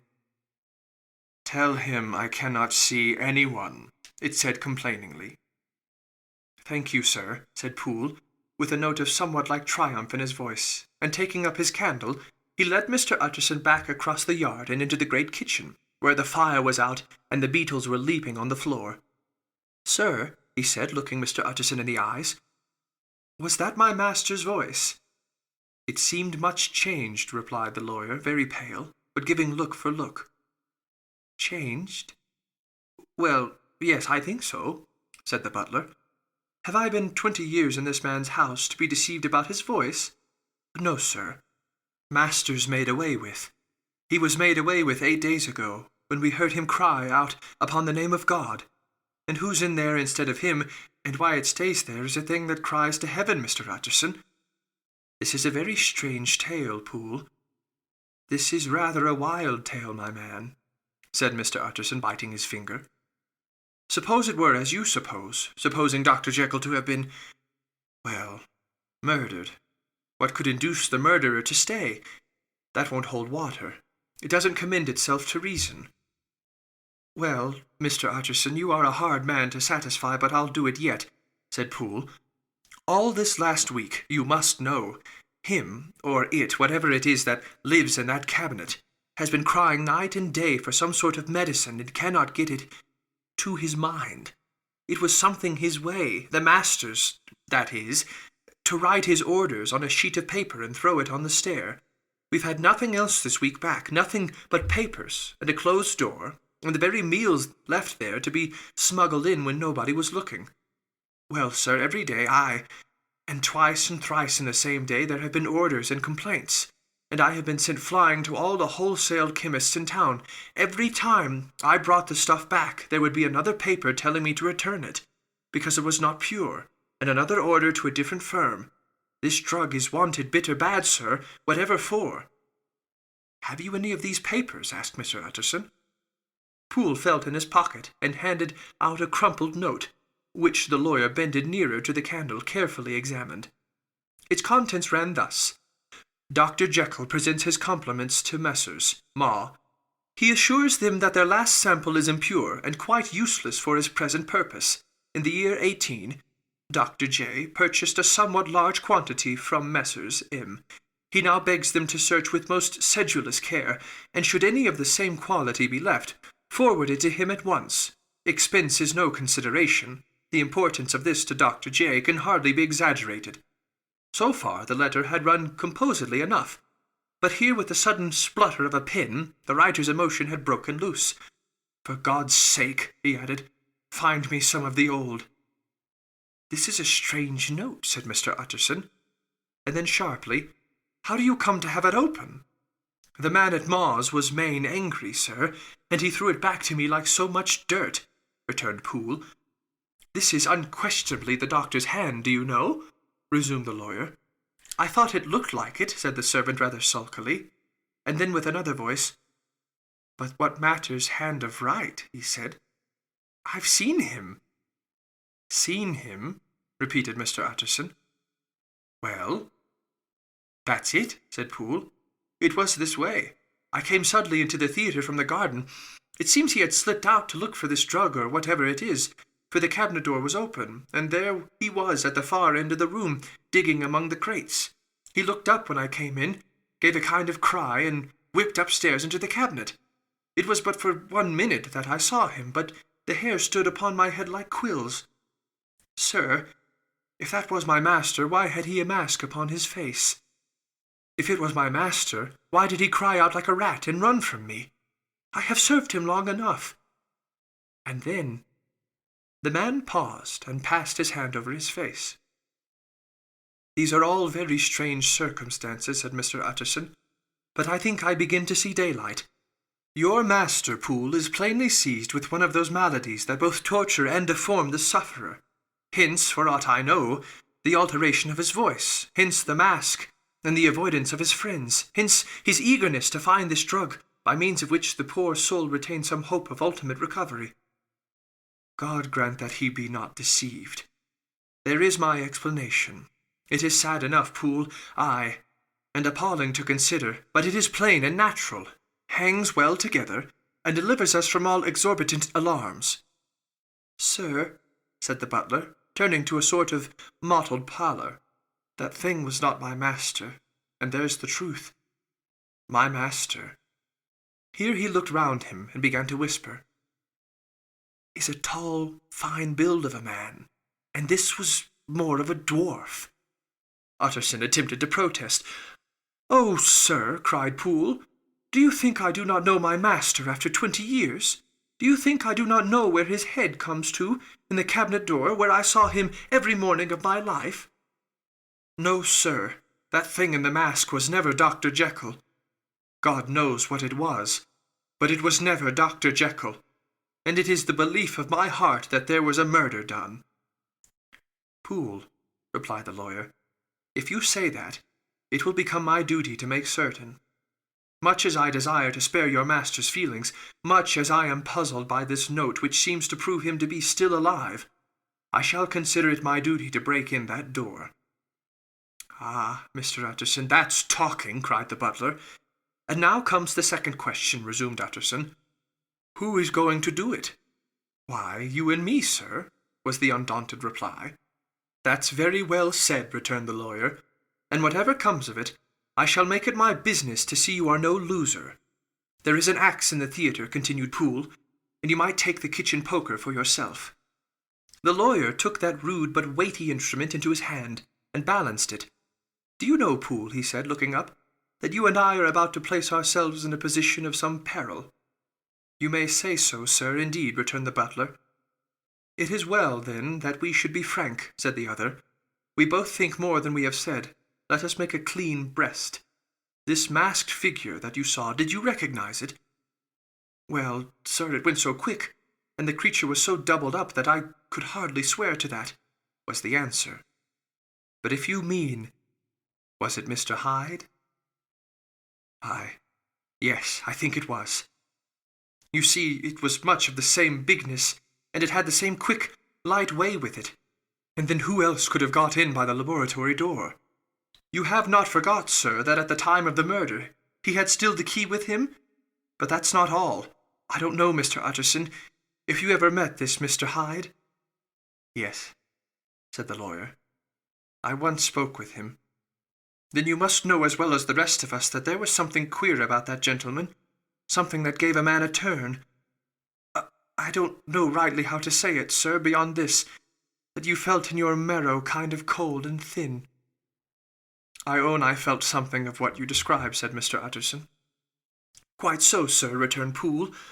"Well, when that masked thing, like a monkey, jumped from among the chemicals and whipped into the cabinet, it went down my spine like ice. Oh, I know it's not evidence, Mr. Utterson. I'm book-learned enough for that. But a man has his feelings, and I give you my Bible word it was Mr. Hyde." Aye, said the lawyer. "My fears incline to the same point. Evil, I fear, found it. Evil was sure to come. Of that connection. Aye, truly, I believe you. I believe poor Harry is killed. And I believe his murderer, for what purpose God alone can tell, is still lurking in his victim's room. Well, let our name be Vengeance. Call Bradshaw." The footman came at the summons, very white and nervous. "Put yourself together, Bradshaw," said the lawyer.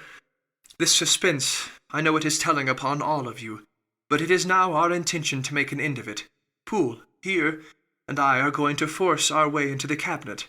If all is well, my shoulders are broad enough to bear the blame. Meanwhile, lest anything should really be amiss, or any malefactor seek to escape by the back, you and the boy must go round the corner with a pair of good sticks and take your post at the laboratory door. We give you 10 minutes to get to your stations." As Bradshaw left, the lawyer looked at his watch. "And now, Poole, let us get to ours," he said, and taking the poker under his arm, led the way into the yard. The scud had banked over the moon, and it was now quite dark. The wind, which only broke in puffs and draughts into that deep well of building, tossed the light of the candle to and fro about their steps, until they came into the shelter of the theatre, where they sat down silently to wait. London hummed solemnly all around, but nearer at hand the stillness was only broken by the sounds of a footfall moving to and fro along the cabinet floor. "So it will walk all day, sir," whispered Poole. "Aye, and the better part of the night. Only when a new sample comes from the chemist, there's a bit of a break." "Ah, It's an ill conscience that's such an enemy to rest. Ah, sir, there's blood foully shed in every step of it. But hark again, a little closer. Put your heart in your ears, Mr. Utterson, and tell me, is that the doctor's foot? The steps fell lightly and oddly, with a certain swing, for all they went so slowly. It was different indeed from the heavy creaking tread of Henry Jekyll. Utterson sighed. Is there never anything else? He asked. Poole nodded. Once, he said. Once I heard it weeping. Weeping? How that? Said the lawyer, conscious of a sudden chill of horror. Weeping like a woman or a lost soul, said the butler. I came away with that upon my heart, that I could have wept too. But now the 10 minutes drew to an end. Poole disinterred the axe from under a stack of packing straw. The candle was set upon the nearest table to light them to the attack, and they drew near with bated breath to where that patient foot was still going up and down, in the quiet of the night. Jekyll, cried Utterson with a loud voice, I demand to see you. He paused a moment, but there came no reply. I give you fair warning. Our suspicions are aroused, and I must and shall see you, he resumed, if not by fair means, then by foul. If not of your consent, then by brute force. Utterson, said the voice, for God's sake, have mercy. Ah, that's not Jekyll's voice, it's Hyde's, cried Utterson. Down with the door, Poole. Poole swung the axe over his shoulder. The blow shook the building, and the red baize door leapt against the lock and hinges. A dismal screech, as of mere animal terror, rang from the cabinet. Up went the axe again, and again the panels crashed, and the frame bounded. 4 times the blow fell, but the wood was tough, and the fittings were of excellent workmanship. And it was not until the 5th that the lock burst, and the wreck of the door fell inwards on the carpet. These besiegers, appalled by their own riot, and the stillness that had succeeded, stood back a little and peered in. There lay the cabinet before their eyes in the quiet lamplight, a good fire glowing and chattering on the hearth, the kettle singing its thin strain, a drawer or 2 open, papers neatly set forth on the business table, and nearer the fire the things laid out for tea. The quietest room, you would have said, and, but for the glazed presses full of chemicals, the most commonplace that night in London. Right in the middle there lay the body of a man sorely contorted, and still twitching. They drew near on tiptoe, turned it on its back, and beheaded the face of Edward Hyde. He was dressed in clothes far too large for him, clothes of the doctor's bigness. The cords of his face still moved with a semblance of life, but life was quite gone. And by the crushed file in the hand and the strong smells of kernels that hung upon the air, Utterson knew that he was looking on the body of a self-destroyer. We have come too late, he said sternly. Whether to save or punish, Hyde is gone to his account, and it only remains for us to find the body of your master. The far greater proportion of the building was occupied by the theatre, which filled almost the whole ground story and was lighted from above, and by the cabinet which formed an upper story at one end and looked upon the court. A corridor joined the theatre to the door on the by-street, and with this the cabinet communicated separately by a second flight of stairs. There were besides a few dark closets and a spacious cellar. All these they now thoroughly examined. Each closet needed but a glance, for all were empty, and all, by the dust that fell from their doors, had stood long unopened. The cellar, indeed, was filled with crazy lumber, mostly dating from the times of the surgeon who was Jekyll's predecessor. But even as they opened the door, they were advertised of the uselessness of further search, by the fall of a perfect mat of cobweb, which had for years sealed up the entrance. Nowhere was there any trace of Henry Jekyll, dead or alive. Poole stamped on the flags of the corridor. He must be buried here, he said, hearkening to the sound. Or he may have fled, said Utterson, and he turned to examine the door in the by-street. It was locked, and lying nearby on the flags they found a key, already stained with rust. This does not look like use, observed the lawyer. Use, echoed Poole. Do you not see, sir, it is broken? Much as if a man had stamped on it. Aye, continued Utterson, and the fractures, too, are rusty. The 2 men looked at each other with a scare. This is beyond me, Poole, said the lawyer. Let us go back to the cabinet. They mounted the stair in silence, and still with an occasional awe-struck glance at the dead body, proceeded more thoroughly to examine the contents of the cabinet.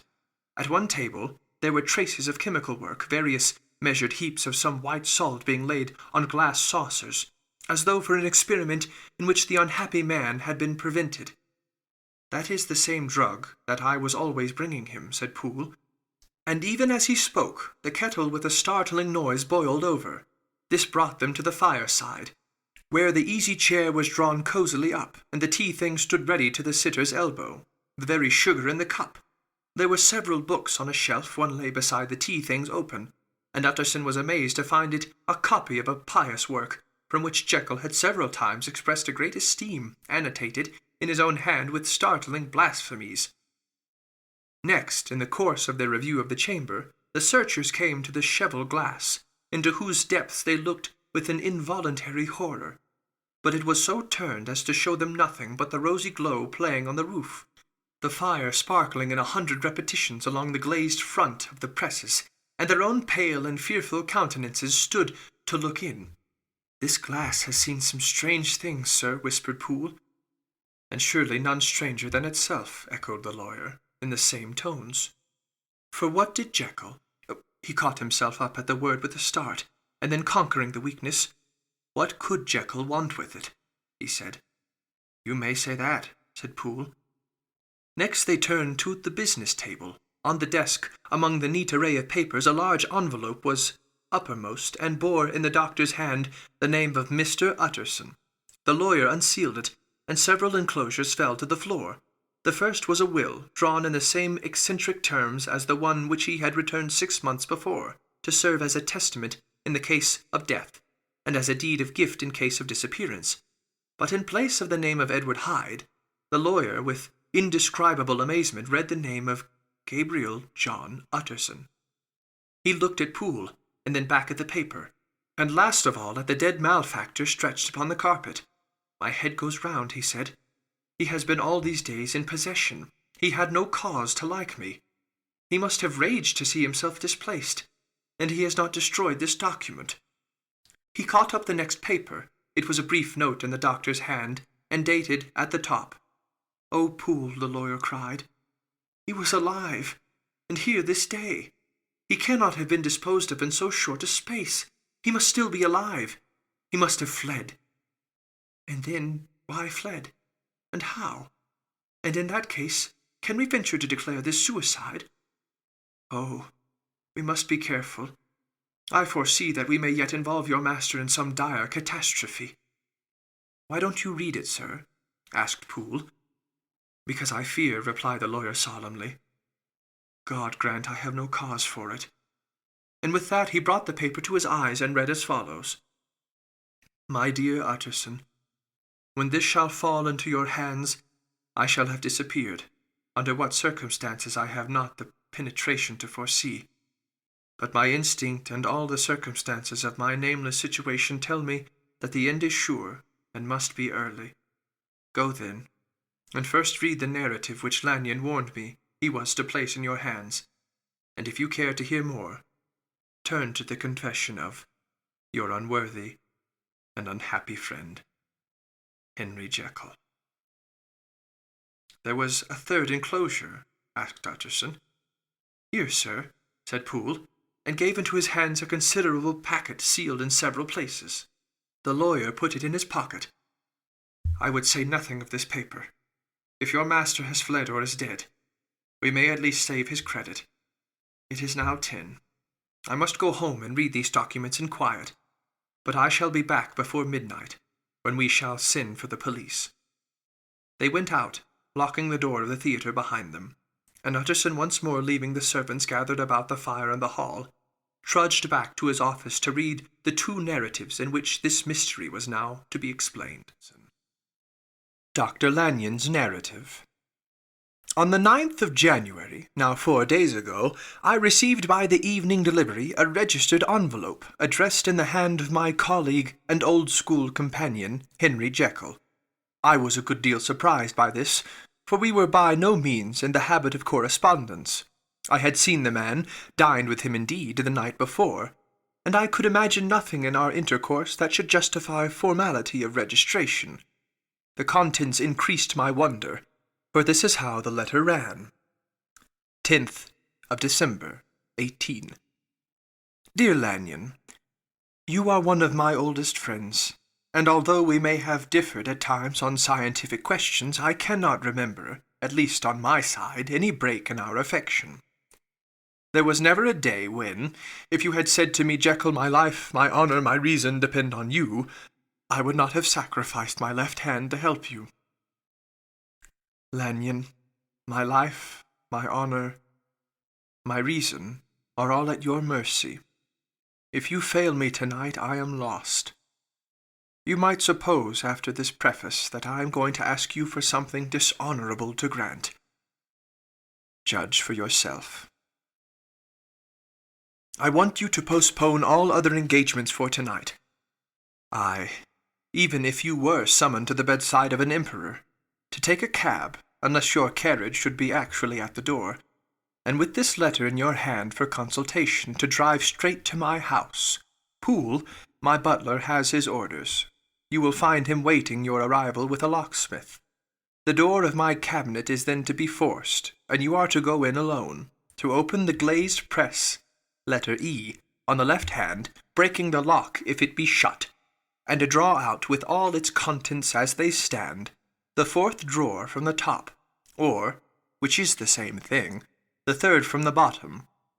In my extreme distress of mind, I have a morbid fear of misdirecting you, but even if I am in error, you may know the right drawer by its contents, some powders, a file, and a paper book.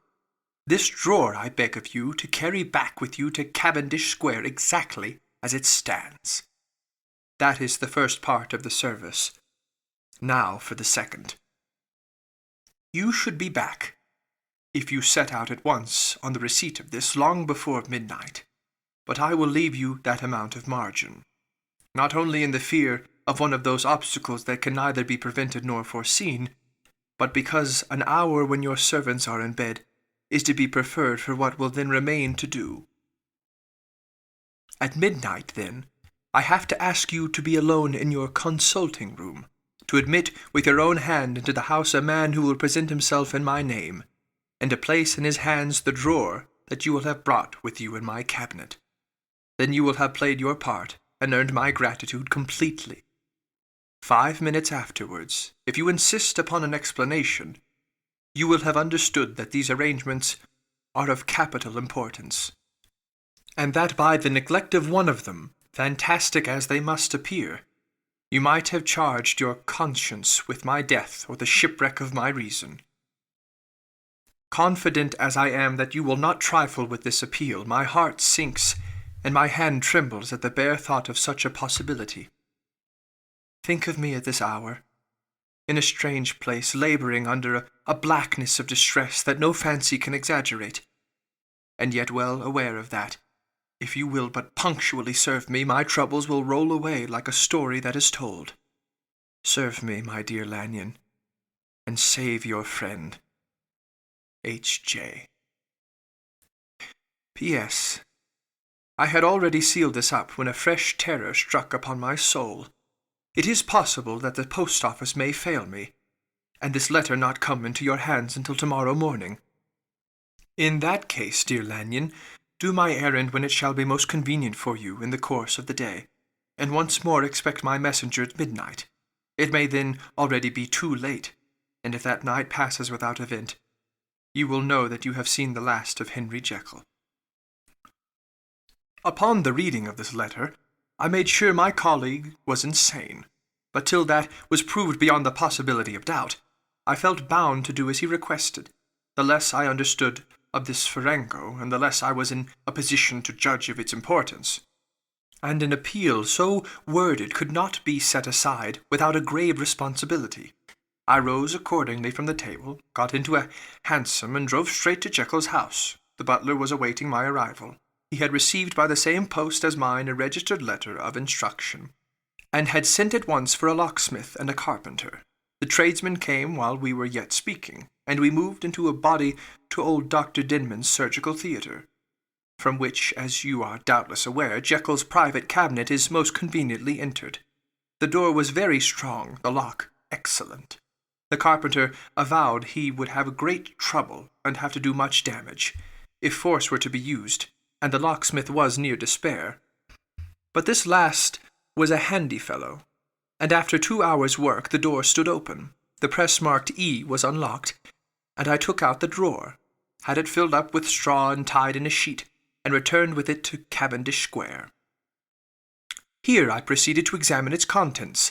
The powders were neatly enough made up, but not with the nicety of the dispensing chemist, so that it was plain they were of Jekyll's private manufacture. And when I opened one of the wrappers, I found what seemed to me a simple crystalline salt, of a white colour. The phial, to which I next turned my attention, might have been about half full of a blood-red liquor, which was highly pungent to the sense of smell, and seemed to me to contain phosphorus and some volatile ether. At the other ingredients I could make no guess. The book was an ordinary version book, and contained little but a series of dates. These covered a period of many years, but I observed that the entries ceased nearly a year ago, and quite abruptly.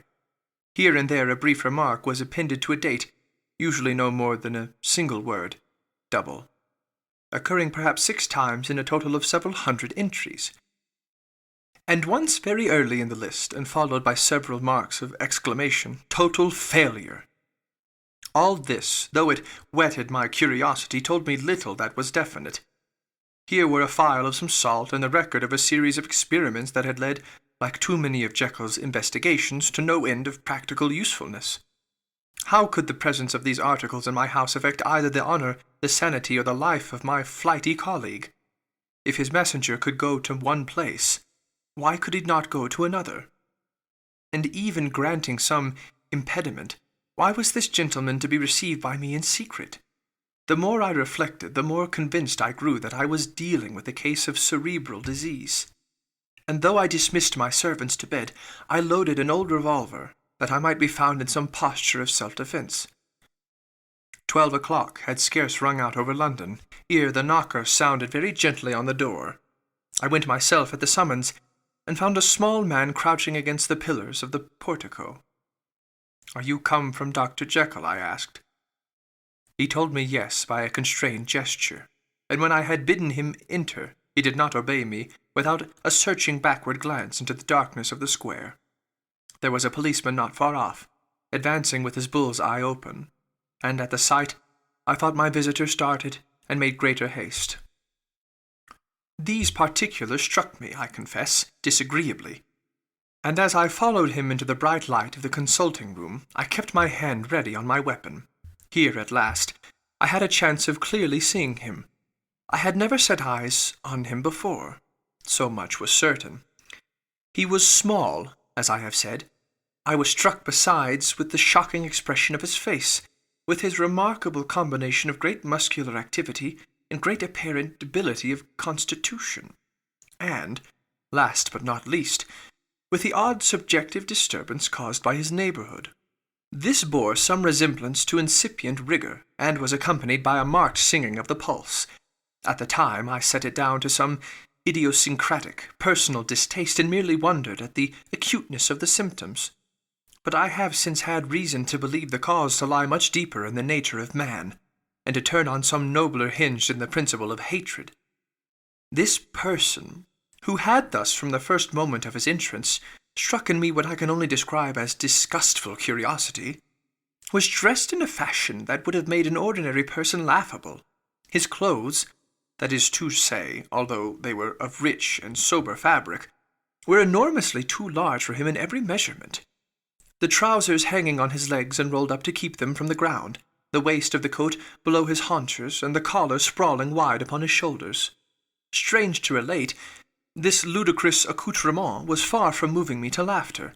Rather, as there was something abnormal and misbegotten in the very essence of the creature that now faced me, something seizing, surprising, and revolting, this fresh disparity seemed but to fit in with and to reinforce it, so that to my interest in the man's nature and character there was added a curiosity as to his origin, his life, his fortune and status in the world.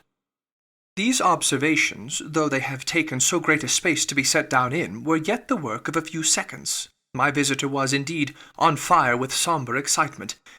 "Have you got it?" he cried. "Have you got it?" And so lively was his impatience that he even laid his hand upon my arm, and sought to shake me. I put him back, conscious at his touch of a certain icy pang along my blood. "Come, sir," said I, "you forget that I have not yet the pleasure of your acquaintance. Be seated, if you please."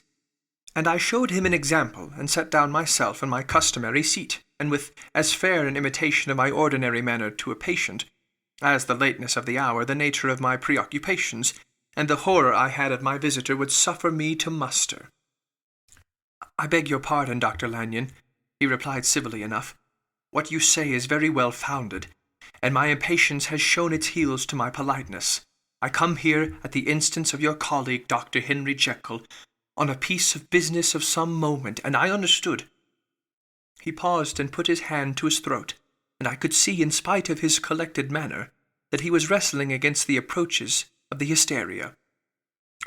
"I understood a drawer," but here I took pity on my visitor's suspense, and some perhaps on my own growing curiosity. "There it is, sir," said I, pointing to the drawer, where it lay on the floor behind a table and still covered with the sheet. He sprang to it, and then paused and laid his hand upon his heart. I could hear his teeth grate with the convulsive action of his jaw, and his face was so ghastly to see that I grew alarmed both for his life and reason. "Compose yourself," said I. He turned a dreadful smile to me, and as if with the decision of despair plucked away the sheet. At sight of the contents, he uttered one loud sob of such immense relief that I sat petrified. And the next moment, in a voice that was already fairly well under control, "Have you a graduated glass?" he asked. I rose from my place with something of an effort and gave him what he asked.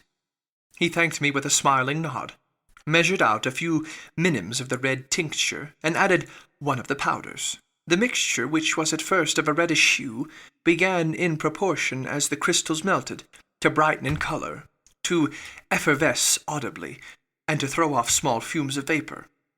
Suddenly, and at the same moment, the ebullition ceased, and the compound changed to a dark purple, which faded again more slowly to a watery green. My visitor, who had watched these metamorphoses with a keen eye, smiled, set down the glass upon the table, and then turned and looked upon me with an air of scrutiny. "And now," said he, "to settle what remains. Will you be wise? Will you be guided? Will you suffer me to take this glass in my hand and to go forth from your house without further parley? Or has the greed of curiosity too much command of you? Think before you answer, for it shall be done as you decide. As you decide, you shall be left as you were before, and neither richer nor wiser, unless the sense of service rendered to a man in mortal distress may be counted as a kind of riches of the soul. Or, if you shall so prefer to choose, a new province of knowledge and new avenues to fame and power shall be laid open to you, here in this room, upon the instant, and your sight shall be blasted by a prodigy to stagger the unbelief of Satan." "Sir," said I, affecting a coolness that I was far from truly possessing, "you speak enigmas, and you will perhaps not wonder that I hear you with no very strong impression of belief. But I have gone too far in the way of inexplicable services to pause before I see the end." "It is well," replied my visitor. "Lanyon, you remember your vows. What follows is under the seal of our profession. And now, you who have so long been bound to the most narrow and material views, you who have denied the virtue of transcendental medicine, you who have derided your superiors, behold." He put the glass to his lips and drank at one gulp. A cry followed. He reeled, staggered, clutched at the table and held on, staring with injected eyes, gasping with open mouth. And as I looked there came, I thought, a change. He seemed to swell. His face became suddenly black, and the features seemed to melt and alter. And the next moment I had sprung to my feet, and leaped back against the wall, my arms raised to shield me from that prodigy, my mind submerged in terror. "Oh, God!" I screamed, and "Oh, God!" again. and again, for there before my eyes, pale and shaken and half fainting, and groping before him with his hands like a man restored from death, there stood Henry Jekyll. What he told me in the next hour I cannot bring my mind to set on paper. I say what I saw, I heard what I heard, and my soul sickened at it. And yet now, when the sight has faded from my eyes, I ask myself if I believe it. And I cannot answer. My life is shaken to its roots. Sleep has left me. The deadliest terror sits by me at all hours of the day and night, and I feel that my days are numbered, and that I must die. And yet I shall die incredulous. As for the moral turpitude that men unveiled to me, even with tears of penitence, I cannot, even in memory, dwell on it without a start of horror. I will say but one thing, Utterson, and that, if you can bring your mind to credit it, will be more than enough. The creature who crept into my house that night was, on Jekyll's own confession, known by the name of Hyde, and hunted for in every corner of the land as the murderer of Carew. Hasty Lanyon. Henry Jekyll's full statement of the case. I was born in the year 18, to a large fortune, endowed besides with excellent parts, inclined by nature to industry, fond of the respect of the wise, and good among my fellowmen, and thus, as might have been supposed, with every guarantee of an honourable and distinguished future. And indeed the worst of my faults was a certain impatient gaiety of disposition, such as has made the happiness of many, but such as I found it hard to reconcile with my imperious desire to carry my head high, and wear a more than commonly grave countenance before the public. Hence it came about that I concealed my pleasures, and that when I reached years of reflection, and began to look round me and take stock of my progress and position in the world, I stood already committed to a profound duplicity of me. Many a man would have even blazoned such irregularities as I was guilty of, but from the high views that I had set before me, I regarded and hid them with an almost morbid sense of shame. It was thus rather the exacting nature of my aspirations than any particular degradation in my faults that made me what I was, and, with even a deeper trench than in the majority of men, severed in me those provinces of good and ill which divide and compound man's dual nature. In this case I was driven to reflect deeply and inveterately on that hard law of life which lies at the root of religion, and is one of the most plentiful springs of distress. Though so profound a double-dealer, I was in no sense a hypocrite. Both sides of me were in dead earnest. I was no more myself when I laid aside restraint and plunged in shame, than when I laboured in the eye of day at the furtherance of knowledge or the relief of sorrow and suffering. And it chanced that the direction of my scientific studies, which led wholly towards the mystic and the transcendental, reacted and shed a strong light on this consciousness of the perennial war among my members. With every day, and from both sides of my intelligence, the moral and the intellectual, I thus drew steadily nearer to that truth, by whose partial discovery I have been doomed to such a dreadful shipwreck, that man is not truly one, but truly two. I say two, because the state of my own knowledge does not pass beyond that point. Others will follow, others will outstrip me on the same lines, and I hazard the guess that man will be ultimately known for a mere polity of multifarious, incongruous, and independent denizens. I, for my part, from the nature of my life, advanced infallibly in one direction, and in one direction only. It was on the moral side, and in my own person, that I learned to recognize the thorough and primitive duality of man. I saw that, of the two natures that contended in the field of my consciousness, even if I could rightly be said to be either, it was only because I was radically both. And from an early date, even before the course of my scientific discoveries had begun to suggest the most naked possibility of such a miracle, I had learned to dwell with pleasure, as a beloved daydream, on the thought of the separation of these elements. If each, I told myself, could be housed in separate identities, life would be relieved of all that was unbearable.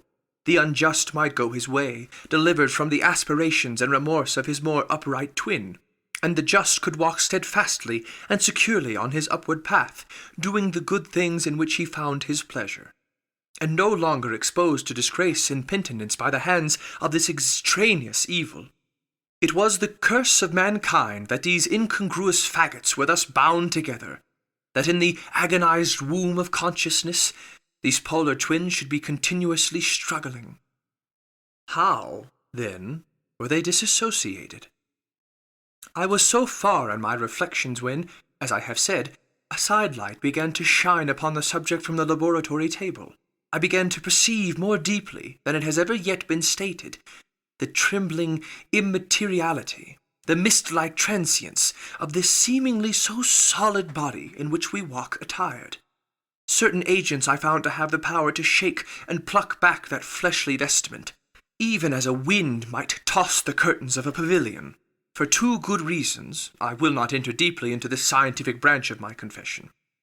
First, because I have been made to learn that the doom and burden of our life is bound forever on man's shoulders, and when the attempt is made to cast it off, it but returns upon us with more unfamiliar and more awful pressure. Second, because, as my narrative will make, alas, too evident, my discoveries were incomplete. Enough, then, that I not only recognize my natural body from the mere aura and effulgence of certain of the powers that made up my spirit, but managed to compound a drug by which these powers should be dethroned from their supremacy, and a second form and countenance substituted, none the less natural to me because they were the expression and bore the stamp of lower elements in my soul. I hesitated long before I put this theory to the test of practice. I knew well that I risked death, for any drug that so potently controlled and shook the very fortress of identity might, by the least scruple of an overdose, or at the least inopportunity in the moment of exhibition, utterly bolt out that immaterial tabernacle which I looked to it to change. But the temptation of a discovery so singular and profound at last overcame the suggestions of alarm. I had long since prepared my tincture. I purchased at once from a firm of wholesale chemists a large quantity of a particular salt which I knew, from my experiments, to be the last ingredient required, and late one accursed night I compounded the elements, watched them boil and smoke together in the glass, and when the ebullition had subsided, with a strong glow of courage, drank off the potion. The most racking pangs succeeded, a grinding in the bones, deadly nausea, and a horror of the spirits that cannot be exceeded at the hour of birth or death. Then these agonies began swiftly to subside, and I came to myself as if out of a great sickness.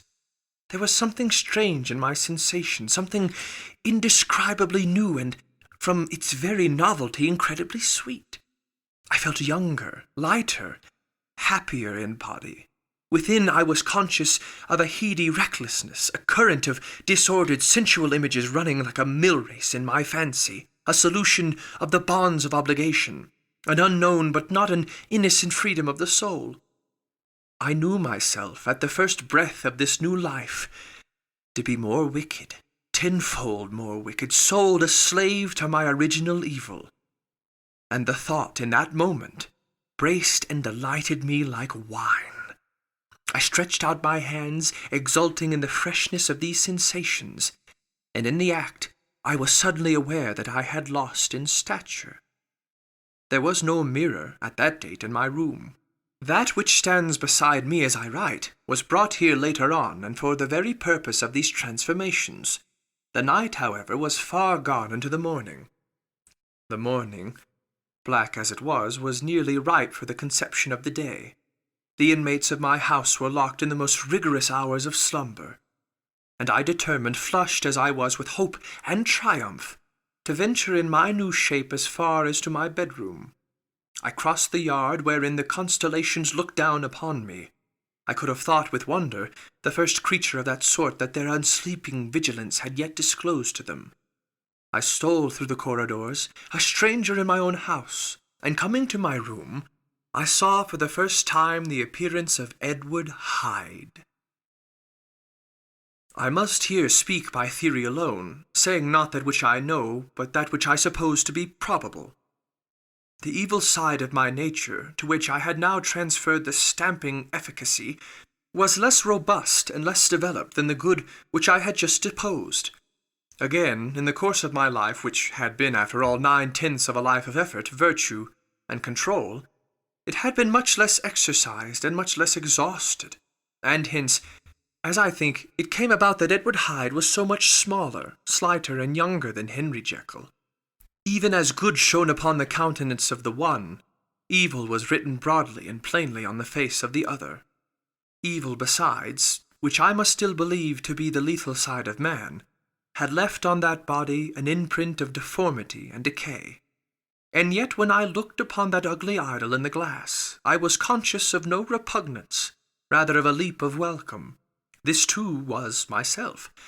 It seemed natural and human. In my eyes it bore a livelier image of the spirit. It seemed more express and single than the imperfect and divided countenance I had been hitherto accustomed to call mine. And in so far I was doubtless right. I have observed that when I wore the semblance of Edward Hyde, none could come near to me at first without a visible misgiving of the flesh.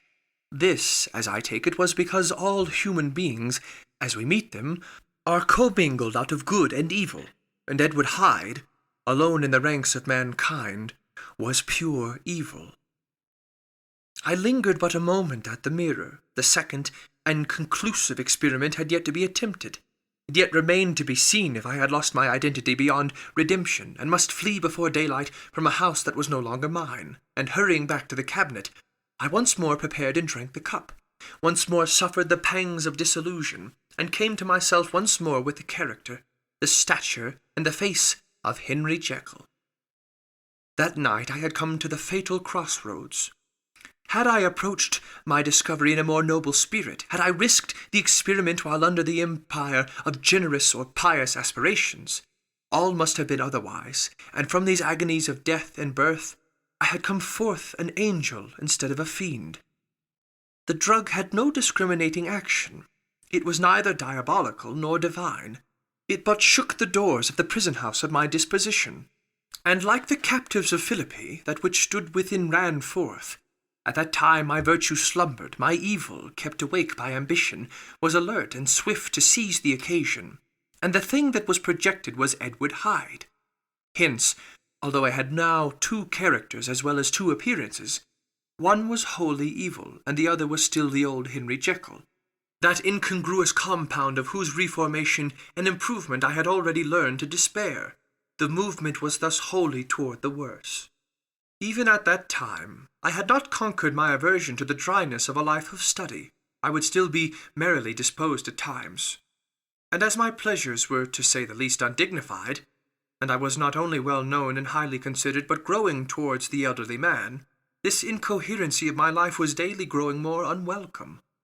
It was on the side that my new power tempted me until I fell in slavery. I had but to drink the cup, to doff at once the body of the noted professor, and to assume, like a thick cloak, that of Edward Hyde. I smiled at the notion. It seemed to me at the time to be humorous, and I made my preparations with the most studious care. I took and furnished that house in Soho, to which Hyde was tracked by the police, and engaged as a housekeeper a creature whom I knew very well to be silent and unscrupulous. On the other side, I announced to my servants that a Mr. Hyde, whom I described, was to have full liberty and power about my house in the square, and to parry mishaps, I even called and made myself a familiar object in my second character.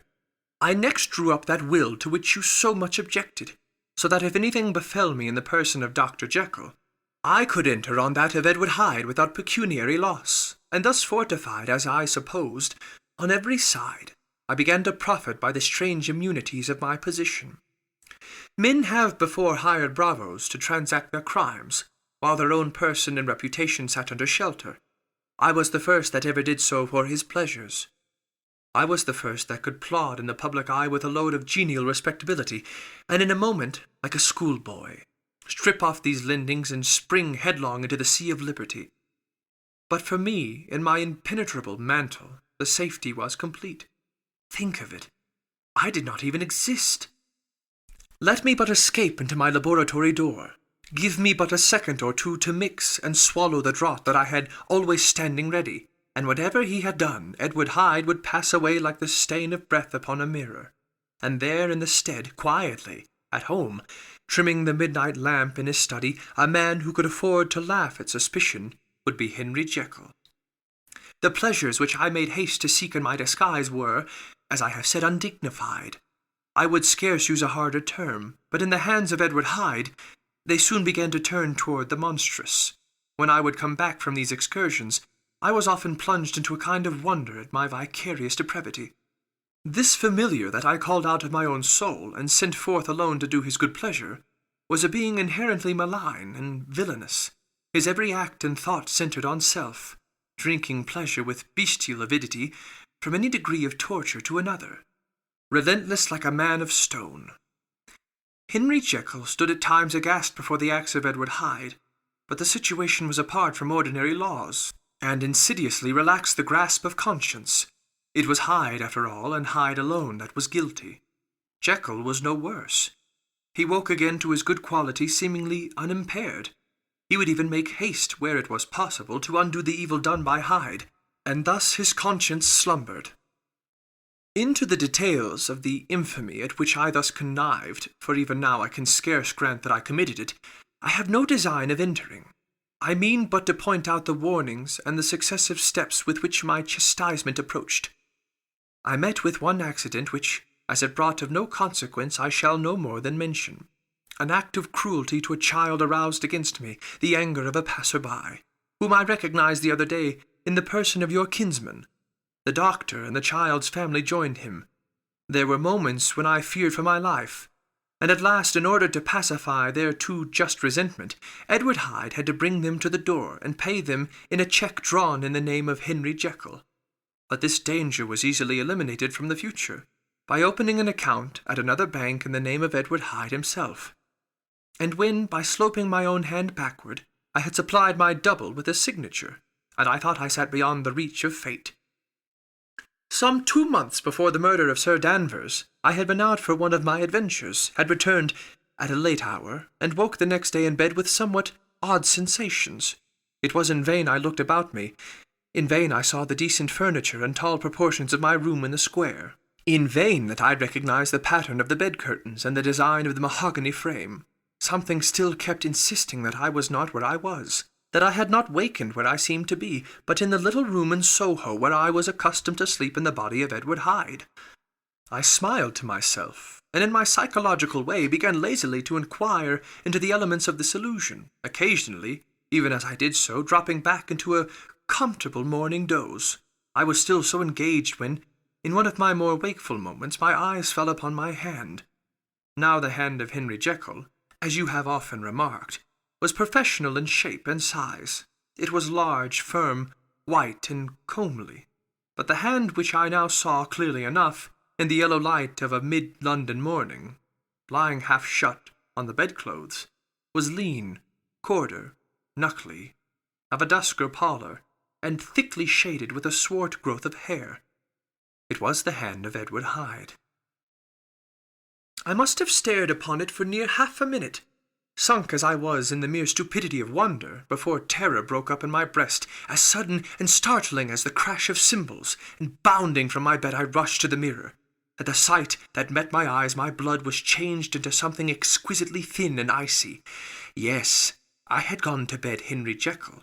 I had awakened Edward Hyde. How was this to be explained? I asked myself, and then, with another bound of terror, how was it to be remedied? It was well on in the morning. The servants were up. All my drugs were in the cabinet. A long journey down 2 pairs of stairs, through the back passage, across the open court, and through the anatomical theatre, from where I was then standing horror-struck. It might indeed be possible to cover my face, but of what use was that when I was unable to conceal the alteration in my stature? And then, with an overpowering sweetness of relief, it came back upon my mind that the servants were already used to the coming and going of my second self. I had soon dressed, as well as I was able, in clothes of my own size, had soon passed through the house, where Bradshaw stared and drew back at seeing Mr. Hyde, at such an hour, and in such a strange array.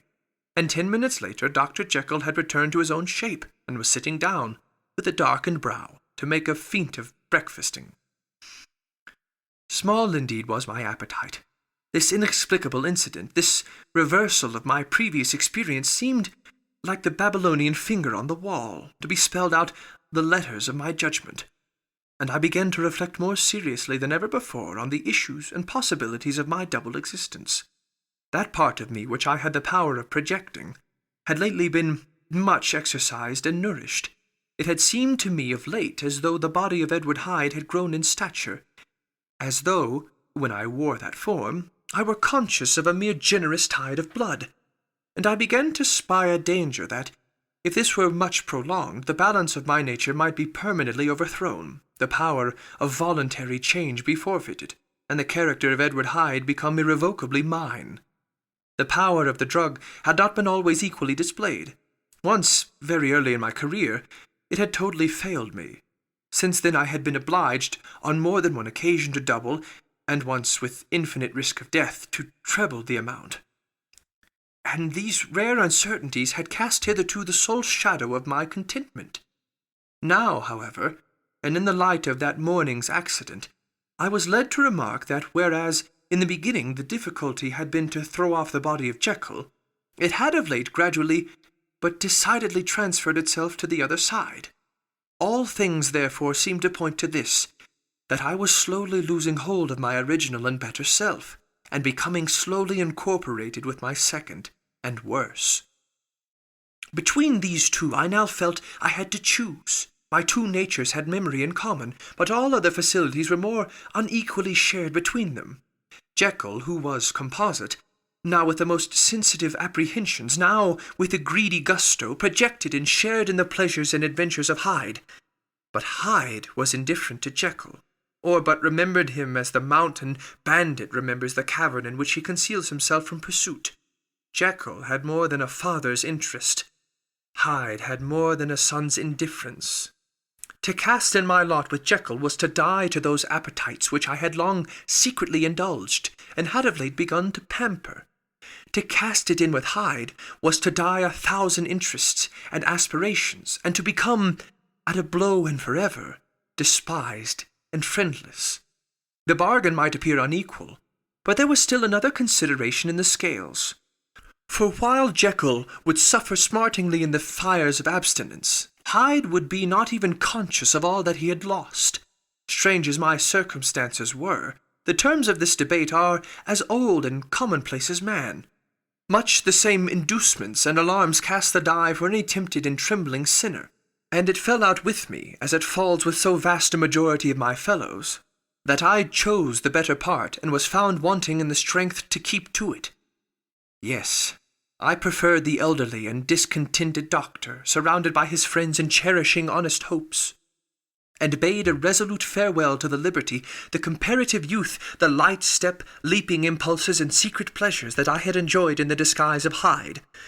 I made this choice, perhaps with some unconscious reservation, for I neither gave up the house in Soho, nor destroyed the colours of Edward Hyde, which still lay ready in my cabinet. For 2 months, however, I was true to my determination. For 2 months I led a life of such severity as I had never before attained to, and enjoyed the compensations of an improving conscience. But time began at last to obliterate the freshness of my alarm. The praises of conscience began to grow into a thing of course. I began to be tortured with throes and longings, as of Hyde struggling after freedom. And at last, in an hour of moral weakness, I once again compounded and swallowed the transforming draught. I do not suppose that when a drunkard reasons with himself upon his vice, he is once out of 500 times affected by the dangers that he runs through his brutish physical insensibility. Neither had I, long as I had considered my position, made enough allowance for the complete moral insensibility and insensate readiness to evil, which were the leading characters of Edward Hyde. Yet it was by these that I was punished. My devil had been long caged, he came out roaring. I was conscious, even when I took the draught, of a more unbridled, a more furious propensity to ill. It must have been this, I suppose, that stirred in my soul that tempest of impatience, with which I listened to the civilities of my unhappy victim, I declare, at least, before God, no man morally sane could have been guilty of that crime upon so pitiful a provocation, and that I struck in no more reasonable spirit than that in which a sick child may break a plaything. But I had voluntarily stripped myself of all those balancing instincts by which even the worst of us continues to walk with some degree of steadiness among temptations, and in my case, to be tempted, however slightly, was to fall. Instantly the spirit of hell awoke in me enraged. With the transport of glee I mauled the unresisting body, tasting delight from every blow, and it was not till weariness had begun to succeed that I was suddenly, in the top fit of my delirium, struck through the heart by a cold thrill of terror. A mist dispersed. I saw my life to be forfeit, and fled from the scene of these excesses at once, glorifying and trembling, my lust of evil gratified and stimulated, my love of life screwed to the topmost peg. I ran to the house in Soho, and, to make assurance doubly sure, destroyed my papers. Thence I set out through the lamplit streets, in the same divided ecstasy of mind, gloating on my crime, light-headedly devising others in the future, and yet still hastening and still hearkening in my wake for the steps of the avenger. Hyde had a song upon his lips as he compounded the draught, and as he drank it pledged the dead man. The pangs of transformation had not done tearing him before Henry Jekyll, with streaming tears of gratitude and remorse, had fallen upon his knees and lifted his clasped hands to God. The veil of self-indulgence was rent from head to foot. I saw my life as a whole. I followed it up from the days of childhood, when I had walked with my father's hand, and through the self-denying toils of my professional life to arrive again and again, with the same sense of unreality, at the damned horrors of that evening. I could have screamed aloud. I sought with tears and prayers to smother down the crowd of hideous images and sounds with which my memory swarmed against me. And still, between the petitions, the ugly face of my iniquity stared into my soul. As the acuteness of this remorse began to die away, it was succeeded by a sense of joy. The problem of my conduct was solved. Hyde was thenceforth impossible. Whether I would or not, I was now confined to the better part of my existence, and oh, how I rejoiced to think of it! With what willing humility I embraced anew the restrictions of natural life! With what sincere renunciation I locked the door by which I had so often gone and come, and ground the key under my heel! The next day came the news that the murder had not been overlooked, that the guilt of Hyde was patent to the world, and that the victim was a man high in public estimation. It was not only a crime, it had been a tragic folly. I think I was glad to know it. I think I was glad to have my better impulses thus buttressed and guarded by the terrors of the scaffold. Jekyll was now my city of refuge. Let but Hyde peep out an instant, and the hands of all men would be raised to take and slay him. I resolved in my future conduct to redeem the past, and I can say with honesty that my resolve was fruitful of some good. You know yourself how earnestly, in the last months of the last year, I labored to relieve suffering. You know that much was done for others, and that the days passed quietly, almost happily for myself.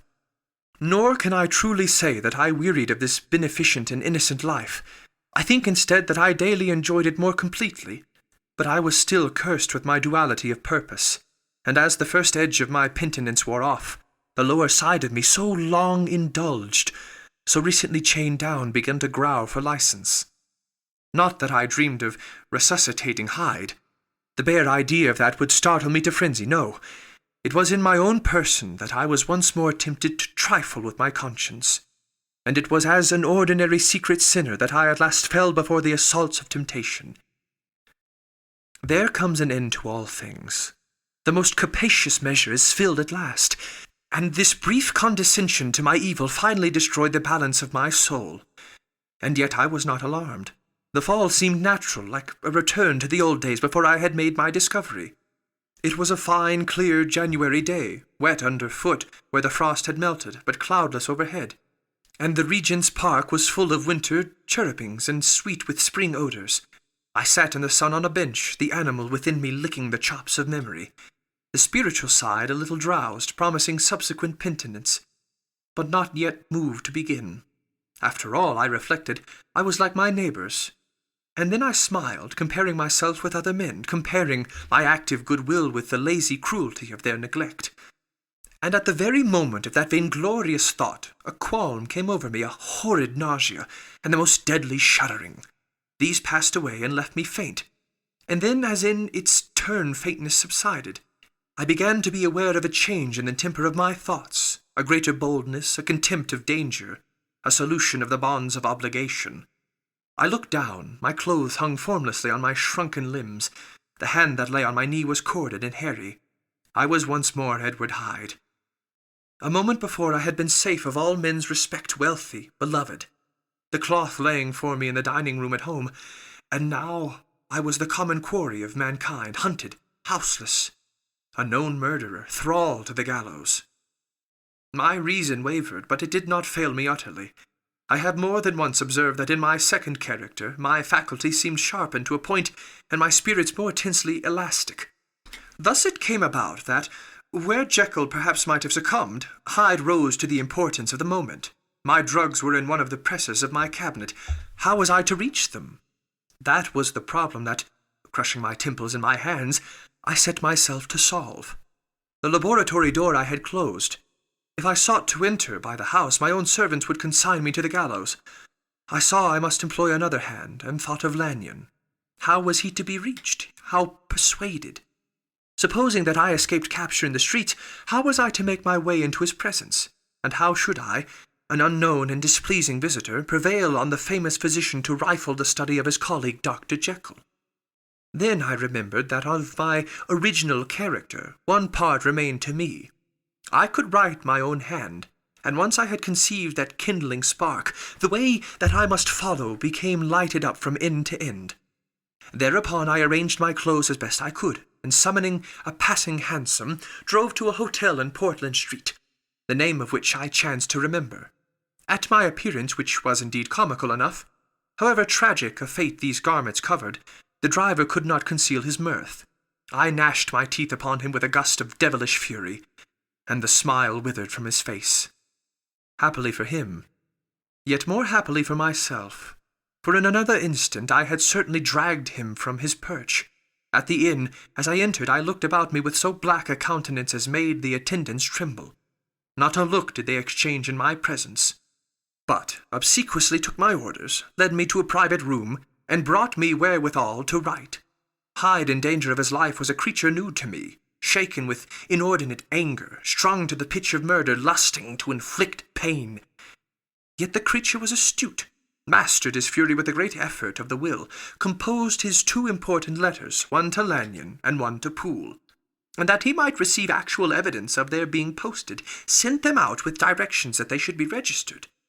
Thenceforward he sat all day over the fire in the private room, gnawing his nails. There he dined, sitting alone with his fears, the waiter visibly quailing before his eye. And thence, when the night was fully come, he set forth in the corner of a closed cab, and was driven to and fro about the streets of the city. He, I say. I cannot say I. That child of hell had nothing human. Nothing lived in him but fear and hatred. And when at last, thinking the driver had begun to grow suspicious, he discharged the cab and ventured on foot, attired in his misfitting clothes, an object marked out for observation, into the midst of the nocturnal passengers, these two base passions raged within him like a tempest. He walked fast, hunted by his fears, chattering to himself, sulking through the less frequented thoroughfares, counting the minutes that still divided him from midnight. Once a woman spoke to him, offering, I think, a box of lights. He smote her in the face, and she fled. When I came to myself at Lanyon's, the horror of my old friend perhaps affected me somewhat. I do not know. It was at least but a drop in the sea to the abhorrence with which I looked back upon these hours. A change had come over me. It was no longer the fear of the gallows. It was the horror of being Hyde that racked me. I received Lanyon's condemnation partly in a dream. It was partly in a dream that I came home to my own house and got into bed. I slept after the prostration of the day with a stringent and profound slumber which not even the nightmares that wrung me could avail to break. I awoke in the morning shaken, weakened, but refreshed. I still hated and feared the thought of the brute that slept within me, and I had not, of course, forgotten the appalling dangers of the day before. But I was once more at home, in my own house, and close to my drugs, and gratitude for my escape shone so strong in my soul that it almost rivaled the brightness of hope. I was steeping leisurely across the court after breakfast, drinking the chill of the air with pleasure, when I was seized again with those indescribable sensations that heralded the change, and I had but the time to gain the shelter of my cabinet before I was once again raging and freezing with the passions of Hyde. It took on this occasion a double dose to recall me to myself, and alas, 6 hours after, as I sat looking sadly in the fire, the pangs returned, and the drug had to be re-administered. In short, from that day forth it seemed only by a great effort as of gymnastics, and only under the immediate stimulation of the drug, that I was able to wear the countenance of Jekyll. At all hours of the day and night, I would be taken with the premonitory shudder. Above all, if I slept or even dozed for a moment in my chair, it was always as Hyde that I awakened. Under the strain of this continually impending doom, and by the sleeplessness to which I now condemned myself, even beyond what I had thought possible to man, I became in my own person a creature eaten up and emptied by fever, languidly weak both in body and mind, and solely occupied by one thought, the horror of my other self. But when I slept, or when the virtue of the medicine wore off, I would leap almost without transition, for the pangs of transformation grew daily less marked, into the possession of a fancy brimming with images of terror, a soul boiling with causeless hatreds, and a body that seemed not strong enough to contain the raging energies of life. The powers of Hyde seemed to have grown with the sickliness of Jekyll, and certainly the hate that now divided them was equal on each side. With Jekyll it was a thing of vital instinct. He had now seen the full deformity of that creature that shared with him some of the phenomena of consciousness, and was co-heir with him to death. And beyond these links of community, which in themselves made the most poignant part of his distress, he thought of Hyde, for all his energy of life, as of something not only hellish, but inorganic. This was the shocking thing, that the slime of the pit seemed to utter cries and voices, that the amorphous dust gesticulated and sinned, that what was dead, and had no shape, should usurp the offices of life, and this again, that insurgent horror was knit to him closer than a wife, closer than an eye, lay caged in his flesh, where he heard it mutter and felt it struggle to be born, and at every hour of weakness and in the confidence of slumber prevailed against him and deposed him out of life. The hatred of Hyde for Jekyll was of a different order. His terror of the gallows drove him continually to commit temporary suicide, and return to his subordinate station of a part instead of a person. But he loathed the necessity, he loathed the despondency into which Jekyll was now fallen, and he resented the dislike with which he was himself regarded. Hence the ape-like tricks that he would play me, scrawling in my own hand blasphemies on the pages of my books, burning the letters and destroying the portrait of my father, and indeed, had it not been for his fear of death, he would long ago have ruined himself in order to involve me in the ruin. But his love of me is wonderful. I go further. I, who sicken and freeze at the mere thought of him, when I recall the abjection and passion of this attachment, and when I know how he fears my power to cut him off by suicide, I find it in my heart to pity him. It is useless, and the time awfully fails me to prolong this description. No one has ever suffered such torments, let that suffice. And yet even to these habit brought, no, not alleviation, but a certain callousness of soul, a certain acquiescence of despair. And my punishment might have gone on for years, but for the last calamity, which has now fallen, and which has finally severed me from my own face and nature. My provision of the salt, which had never been renewed since the date of the first experiment, began to run low. I sent out for a fresh supply and mixed the draught. The ebullition followed, and the first change of colour, not the second. I drank it, and it was without efficiency.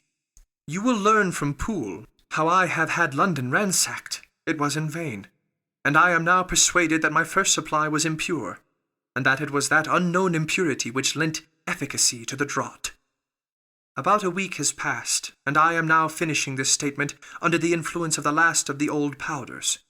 This, then, is the last time, short of a miracle, that Henry Jekyll can think his own thoughts or see his own face, now how sadly altered, in the glass. Nor must I delay too long to bring my writing to an end. For if my narrative has hitherto escaped destruction, it has been by a combination of great prudence and great good luck. Should the throes of change take me in the act of writing it, Hyde will tear it in pieces. But if some time shall have elapsed after I have laid it by, his wonderful selfishness and circumscription to the moment will probably save it once again from the actions of his ape-like spite. And indeed the doom that is closing on us both has already changed and crushed him. Half an hour from now, when I shall again and forever re-undo that hated personality, I know how I shall sit shuddering and weeping in my chair, or continue, with the most strained and fear-struck ecstasy of listening, to pace up and down this room, my last earthly refuge, and give ear to every sound of menace. Will Hyde die upon the scaffold, or will he find courage to release himself at the last moment? God knows. I am careless. This is my true hour of death, and what is to follow concerns another than myself.